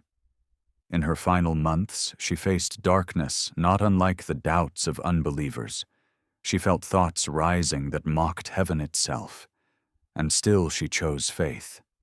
She did not defeat these temptations by argument, but by love, by clinging to Christ when she could not see him. This, too, has made her close to modern souls who struggle with doubt, who feel prayer dry, who fear that their faith is too fragile. Thérèse does not shame such people. She stands beside them and shows that faith can be an act of the will, a quiet yes whispered in the night. Her little way is not a way around darkness. It is a way through it, hand in hand with Jesus. And so, as we linger here, we can see why her story continues to change the church and quietly heal the world. She did not give us a ladder to climb. She gave us arms to fall into. She did not say, "Become great." She said, "Become little and let God be great in you." Her life was hidden, yet its light continues to travel because love offered to God is never buried. It becomes seed, it becomes fragrance, it becomes grace for others we may never meet. And if we let her teach us for even a moment, we may begin to notice that God is waiting for us not only in dramatic moments, but in the smallest act we do next, asking only that we do it with love. As Thérèse's voice kept traveling through the 20th century and into our own time, another side of her life began to shine more clearly, like a buried spring revealing itself when the earth is quiet enough. People had first come to her for comfort and simplicity, for the reassurance that holiness could be lived in smallness. But as generations returned to her writings, they found not only sweetness, but a strong and startling realism about the human soul. Thérèse had never pretended that love was easy. She had learned to love in a convent where personalities sometimes clashed, where small misunderstandings could harden into silent distance, and where the same few faces and duties returned every day. She had discovered that the real battlefield of charity is often in the smallest spaces, among people we do not choose, when feelings are tired and nerves are raw. In her own quiet way, she had admitted that she felt irritation, even aversion, toward certain sisters. And yet she refused to let those feelings become her guide. She chose, again and again, to act in love rather than to wait until love felt natural. This was not a gentle sentiment. It was a disciplined offering, a daily laying down of self. It made her little way not only comforting but challenging, because it suggested that sanctity is not a question of having sweet feelings, but of giving deliberate love when sweet feelings are absent. Over time, spiritual directors began to notice how modern this insight was. In an age when people are encouraged to follow their impulses, to trust only what they feel, Thérèse quietly teaches something different. She teaches that love can be more faithful than mood, that virtue can be chosen in the dark, and that God works powerfully through the will that turns toward Him without applause. For some, this became the first real doorway back into prayer. They realized that dryness is not failure, and that the absence of feeling does not mean the absence of God. Thérèse's own long season of interior night, especially in the last year of her life, became a consolation for those who feared their faith was weak. She had walked through a tunnel where heaven seemed closed, and yet she kept walking, not by sight, but by trust. She did not hide this struggle in her writings. She spoke of it plainly, and in doing so she gave permission to others to be honest about their own aching questions. She reminded them that faith is sometimes a hand held out in darkness, and that God's love is still steady, even when the heart cannot feel its warmth. This honesty is one reason her influence has remained so alive. She is not a saint who floats above the dust of life. She understands fear, loneliness, disappointment, and the way we can be tempted to believe that our smallness makes us useless. Her little way speaks directly to that temptation. It does not say, "You are small, therefore you do not matter." It says, "You are small, therefore let God love you, and let your smallness become a vessel for His power." When people began to read Thérèse this way, her spirituality became more than a private consolation. It became a kind of quiet revolution against despair and spiritual perfectionism. She dismantled the fear that sanctity is reserved for the flawless. She insisted that God loves to stoop to weakness, that He delights in raising the humble, and that even repeated falls do not keep a soul from holiness if that soul keeps returning to Him like a child to a father's arms.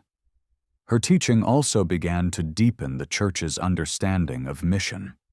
Thérèse had been named patroness of missions because prayer and sacrifice are the hidden engine of evangelization. But as the world changed, her role became even more striking. The missionary field was no longer only distant shores. It was the modern city, the workplace, the family fractured by hurry, the heart wounded by indifference. Thérèse offered a vision of mission that did not depend on public platforms. She showed that every believer can be a missionary by living love in daily life, by offering prayers for those who do not pray, by carrying a quiet concern for souls who will never know their names. This is why her little way keeps inspiring not only contemplatives, but also parents, teachers, doctors, farmers, and those whose lives are spent in hidden labor. She makes them feel that their quiet fidelity is not a footnote in the Church's story, but part of its beating heart. There is also something tender to notice in how Thérèse has been received by people who are not Catholic or not religious at all. Many who struggle with the idea of God have still been drawn to her humanity. They are struck by her courage in suffering, her refusal to harden into bitterness, her insistence that love is stronger than fear. They may not speak her theological language, but they recognize a soul who lived with clarity and compassion. In this way, her life has traveled even where her name is not fully known, because the kind of love she taught is written into the human heart. She did not ask for admiration.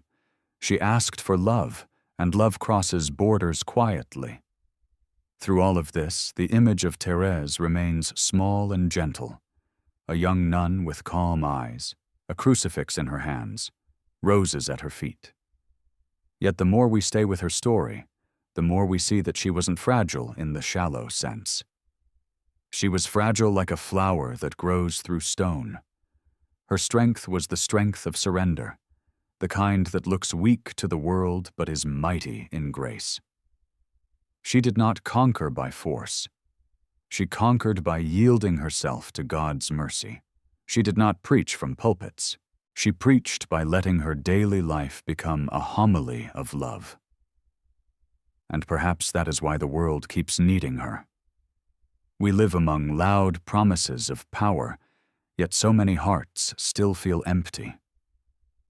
Thérèse points us back to the one thing that is never empty, the love of God poured into the smallest places. If we listen closely, her whole message can feel like a lullaby for the restless soul. It says, "Do not be afraid of being small. God is not disappointed in your weakness. Let Him hold you. Let Him teach you to love in the little moment you are given now. And if you fall, do not stay on the ground staring at your failure. Lift your eyes like a child and let the Father pick you up." This is the rhythm of her little way, not a straight line of perfection, but a gentle cycle of trust and return. Thérèse lived that rhythm until her final breath, and she continues to offer it to the Church like a simple, fragrant flower pressed into the pages of history. And so the question she leaves with us is quiet and personal. In the small space of your own life, what little act of love is God inviting you to offer today, so that He may do great things with it tomorrow? And as we move from that gentle question Thérèse leaves in the heart, it feels natural to return for a moment to the hidden workshop where her little way was forged, because the more clearly we see the texture of her daily life, the more we understand why her teaching carries such weight. Thérèse did not invent a clever spiritual idea in comfort. She discovered a path inside the ordinary pressures of convent life, under the steady gaze of God, and often under the small pressures of her own temperament. She had entered Carmel young, filled with love and a bright hunger for holiness, and yet the very place she admired as heaven on earth soon became the place where she learned how hard love can be. The Carmelite days were quiet, yes, but they were also repetitive and sometimes emotionally sharp. Silence does not remove human weakness, it merely exposes it.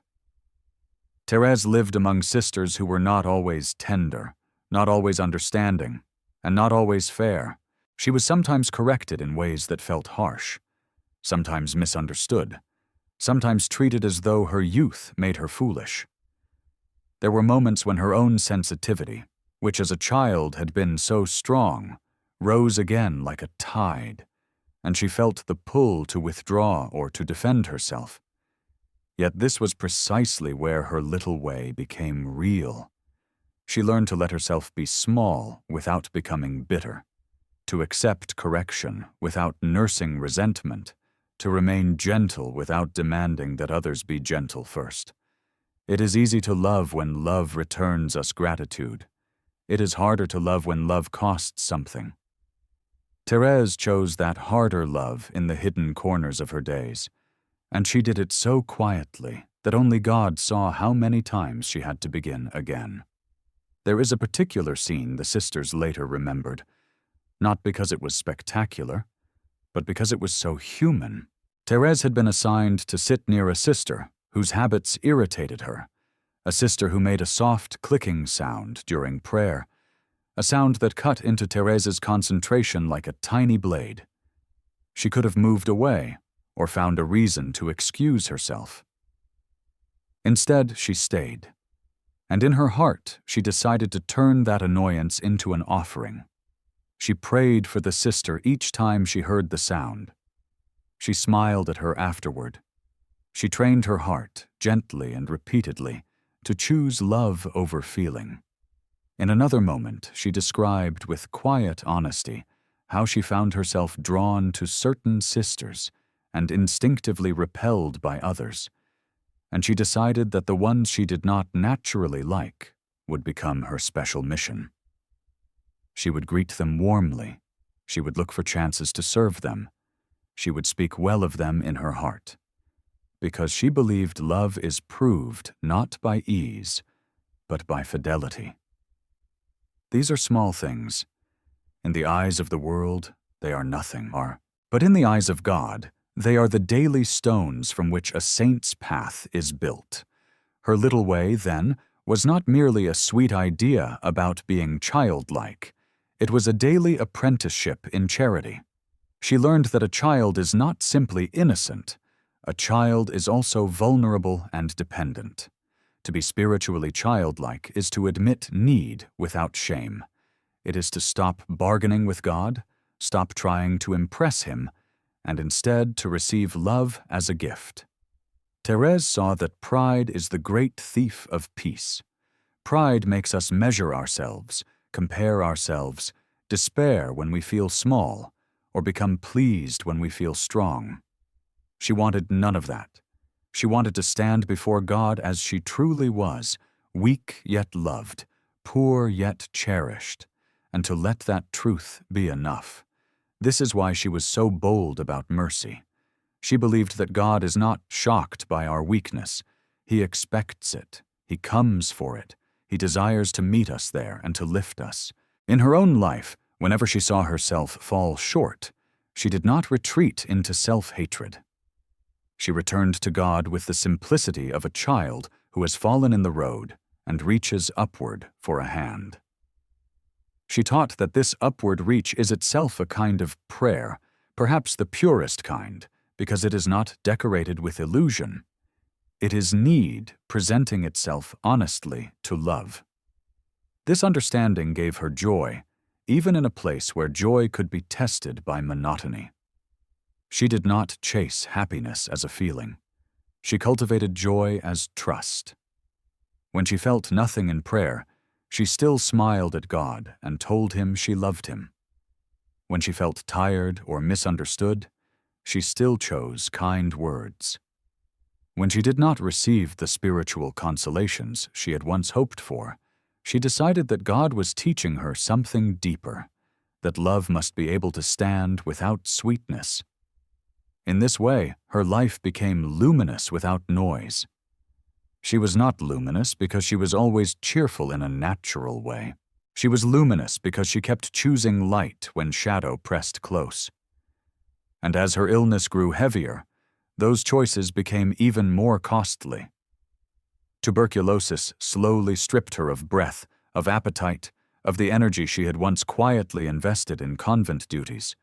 She bled. She endured nights where the body's weakness made prayer difficult. Yet even there, she tried to practice her little way with a quiet steadiness. If she could not do much, she would do what she could with love. If she could not feel trust, she would act as though she trusted. If she could not find words, she would simply offer her silence to God. She wanted her weakness to become a doorway for grace, not a wall. It is during this period, too, that her spiritual trial sharpened to its deepest point. She spoke of being assailed by thoughts that sought to tear heaven away from her imagination, thoughts whispering that death would be empty, that faith was only a dream. She lived under a kind of interior eclipse that lasted until the end, and she did not dramatize it for sympathy. She offered it as a secret sacrifice. She believed that God was letting her share, in a small way, the darkness of those who do not believe, so that she might love in their place. She kept praying for atheists, for those who felt the world was only dust. She did not condemn them. She carried their night in her own heart and chose to trust for them. This is one of the strange secrets of her sanctity. Her little way was not a path of easy sweetness. It was a path strong enough to carry doubt without surrendering to it. She remained a child not because she was naive, but because she was brave enough to place herself in God's arms even when she could not see His face. What begins to emerge here is a picture of holiness that is both gentle and severe in its beauty. Gentle, because it rests on mercy. Severe, because it asks for everything, even the small, even the unseen, even the painful. Thérèse's genius was to see that God does not wait for us to become grand before He loves us. He loves us now, in our littleness, and invites us to respond by loving Him back in the little moment we are given. She would say that if you cannot do great deeds, then offer a great love. If you cannot climb the mountain, then let God carry you. If you cannot avoid falling, then fall into mercy. Her life in Carmel became the quiet proof of this teaching. She lived what she wrote, and she wrote what she lived, and because of that, her words never feel like theory. They feel like bread. And perhaps that is why, when people encounter her today, they do not meet a distant saint framed behind stained glass. They meet someone who knows the texture of our own days, the small irritations, the secret fears, the sense of failure that hides behind polite smiles. She meets us there, not to flatter us, but to help us trust God in that exact place. She invites us to see that love can be chosen in 1,000 hidden ways, and that these tiny choices gather into a life that God can use for the world. So we return again to the quiet center of her message, almost like returning to the refrain of a hymn. Holiness is not the noise of greatness, but the stillness of love loyally offered. And as we rest in that thought for a moment, we can feel the way her life continues to speak, asking us gently to begin again tomorrow in the same small way. And now, as her little way stands before us in that quiet simplicity, the story naturally turns toward the last horizon of Thérèse's earthly pilgrimage, because her final days gather all the threads of her life into one soft, luminous knot. In the convent infirmary at Lisieux, time slowed in a way it often does around the sickbed of someone very young.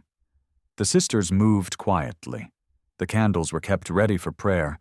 The sacraments came with a tenderness that felt almost like a mother's hand on a fevered brow. Thérèse lay there thinner each week, her breathing shallow, her nights long, and yet her inner desire remained steady, to love, to trust, to belong entirely to God. Tuberculosis is a cruel companion. It eats slowly, it steals strength in fragments, it turns simple motions into tasks, and it can press the heart with a loneliness that words cannot cover. Thérèse endured these months without the drama that would draw attention to herself. She had learned, through the discipline of Carmel and through her own suffering, that love often grows best in silence. But silence did not mean that her heart was calm in the shallow sense.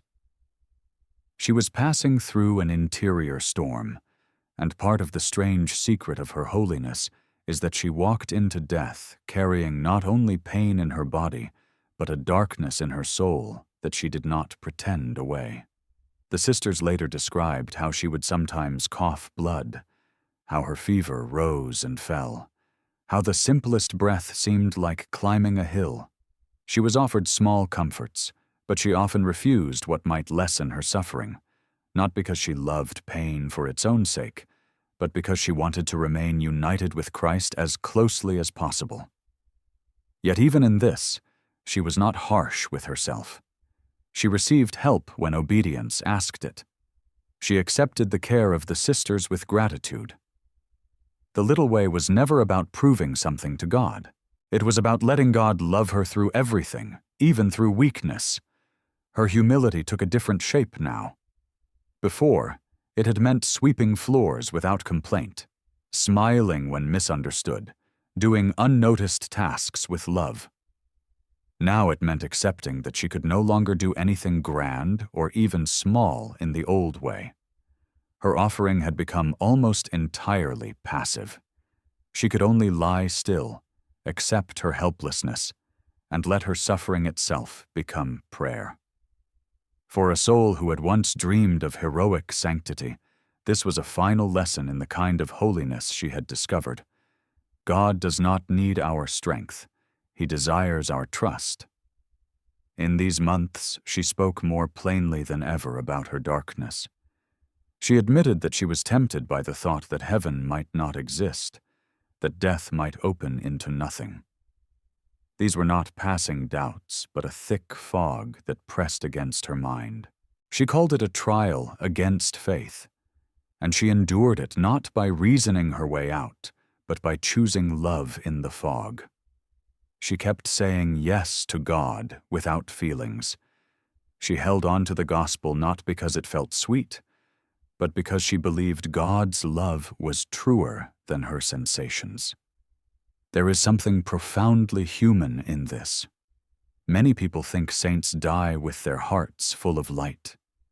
Thérèse died with light in her will and darkness in her feelings, and that makes her close to anyone who has ever prayed in dryness, anyone who has ever whispered belief while fearing they might be alone. She teaches that faith is sometimes a thin flame held steady in a storm, and that God sees that steady flame as a love more precious than comfort. Her love for the Eucharist remained a center even as her body weakened.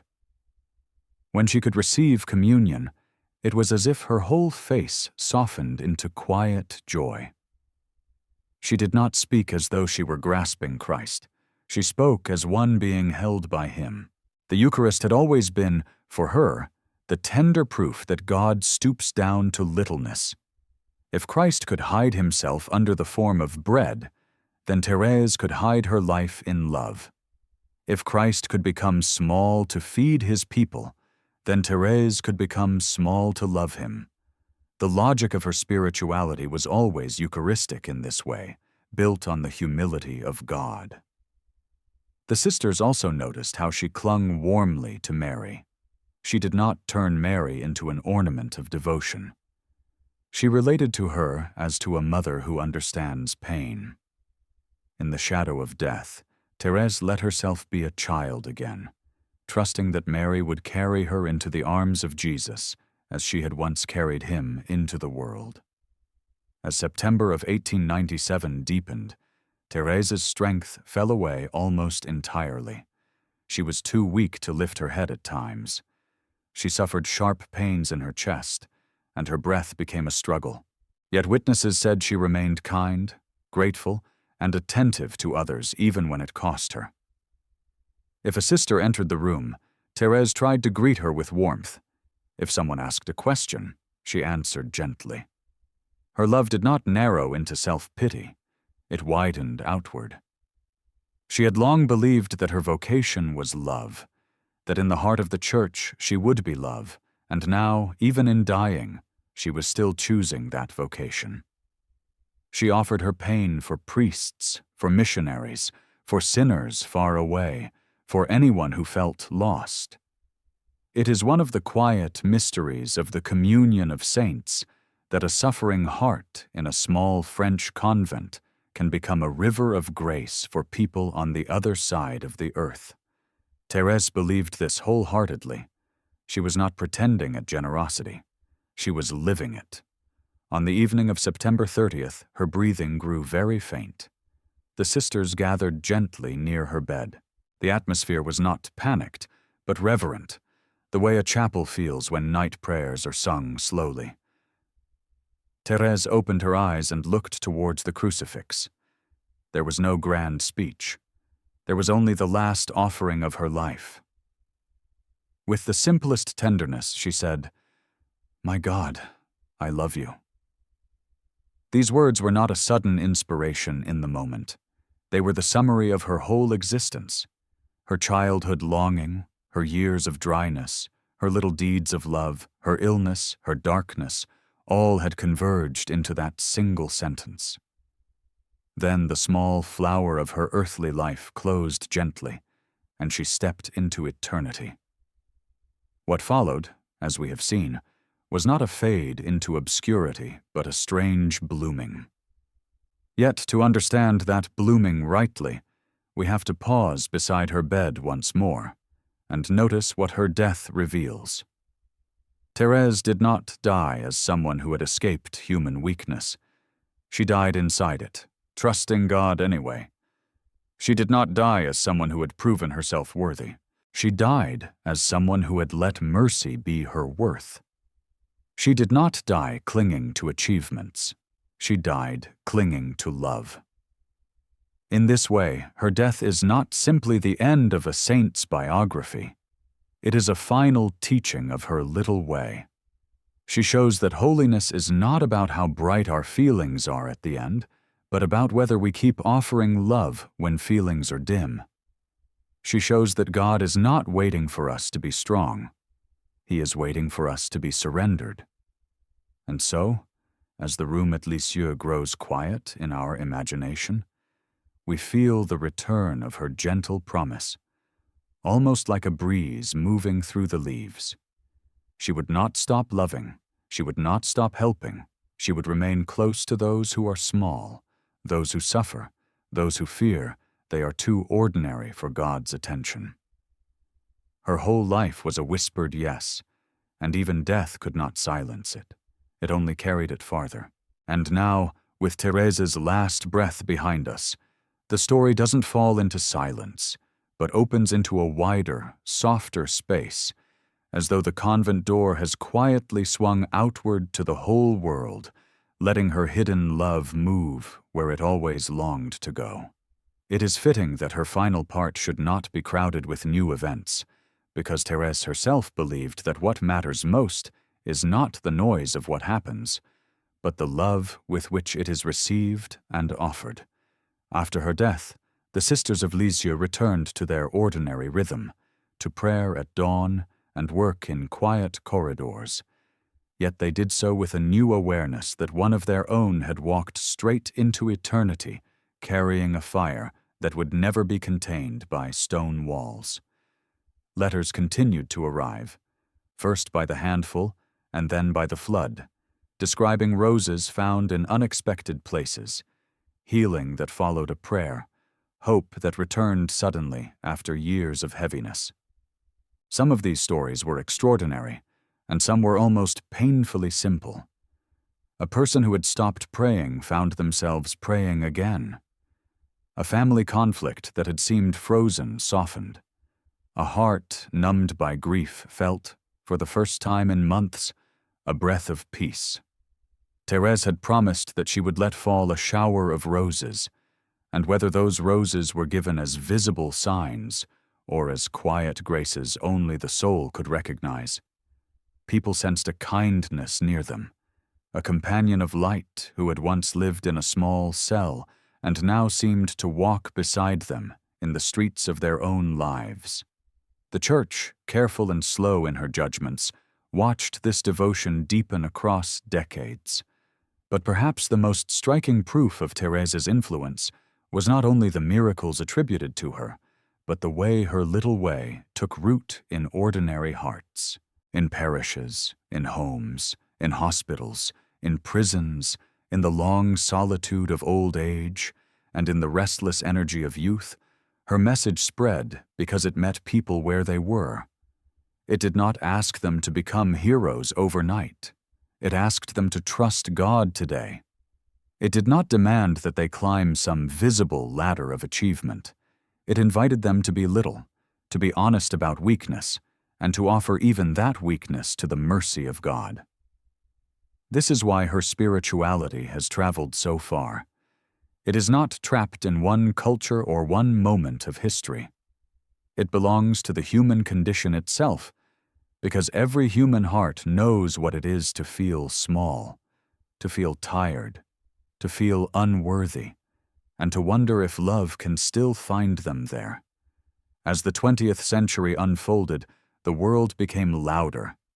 Cities grew taller, speed increased, wars tore across continents, and modern life learned new ways to distract the soul. Yet Thérèse remained strangely contemporary. She offered a path of holiness that did not require retreat from the world's noise so much as a different way of living inside it. She taught that any place can become a cloister of the heart if love is chosen there. She showed that the kitchen table can be an altar, that patient endurance in sickness can be a prayer as pure as any hymn, that a smile offered when we would rather turn away can be a missionary act. Her little way quietly restores meaning to lives that might otherwise feel swallowed by routine. It tells a worn-out parent that their hidden sacrifices are seen by God. It tells a worker who feels replaceable that love given in small duties is never wasted. It tells the lonely that God's tenderness is closest to the helpless. It tells anyone who fears they have failed too often that holiness is not a straight climb, but a rhythm of falling and letting oneself be lifted again. When Pope John Paul II later named her a doctor of the Church, it was as if the Church placed a gentle seal on what the faithful had already discovered for a century. Thérèse's teaching was not merely comforting, it was profoundly true. She had, in her short life, re-centered spiritual ambition on what the gospel itself centers on. Not achievement, but charity. Not spiritual self-display, but surrender. Not fear of God's judgment, but confidence in His mercy. She had taken Jesus at His word when He said that the kingdom belongs to the little ones. She had believed that God stoops down to those who do not pretend to be strong, and she had lived as proof of that belief. In this way she became, without intending it, one of the great teachers of modern Catholic spirituality, because she did not offer something complicated to the weary soul. She offered something almost disarming in its plainness. Let God love you, and love Him back in the smallest moment you can reach. Yet we would miss the heart of her legacy if we imagined her little way as a kind of spiritual softness that avoids the cross. Thérèse loved the cross. She understood that love is not real until it is tested, and her own love was tested in ways she never required for others. She faced spiritual darkness that made heaven feel distant, long-suffering that made prayer feel empty, illness that hollowed her body, and temptations that whispered of nothingness at death. She did not win these trials by dazzling strength. She won them by refusing to stop loving. She trusted without feeling. She believed without seeing. She offered her suffering for others who would never know her name. There is a quiet heroism there that does not shout for recognition. It is the heroism of fidelity, the courage of a heart that chooses to remain tender in a world that can make tenderness costly. This is why her little way has such power. It is built on realism about suffering and on a deeper realism about mercy. It does not say that life will be easy, it says that God will be faithful. And perhaps this is the strange secret promised in our title, the secret that turns a cloistered girl into a world-changing saint. Thérèse did not change the world by doing more. She changed it by trusting more. She did not expand her influence through visible activity. She expanded it through invisible love. She did not make herself great. She let God be great in her smallness. This is a paradox that the world struggles to understand, but the gospel understands clearly. The seed falls into the earth and dies, and then it bears fruit. Thérèse fell into the earth of God's will, hidden and humble, and the fruit continues to appear in places she never saw, in souls she never met, in quiet conversions and renewed faith, in courage gained by people who simply needed a saint to whisper to them that their littleness was not a tragedy, but a doorway. So as we come to the end of this pilgrimage, it may be good to sit with her for one more breath, not as a distant figure in a holy biography, but as a gentle companion who knows the texture of our days. She would likely not want us to admire her in a way that keeps her far away. She would want us to walk, to begin simply, to choose love in the moment in front of us, to trust the mercy of God more than we trust our own weakness. And if we do that, even imperfectly, even tremblingly, we will already be living the little way, already walking beside her through the ordinary paths where God loves to meet his children. The story returns, then, to the same quiet truth it began with, the one Thérèse lived and died, repeating, "Love is enough when it is given to God, and smallness is not an obstacle when it is placed in his hands." And perhaps, as you rest here with her memory, the gentle question that remains is this: in the hidden corner of your own life, what small act of love might God be waiting to turn into a shower of roses for someone else?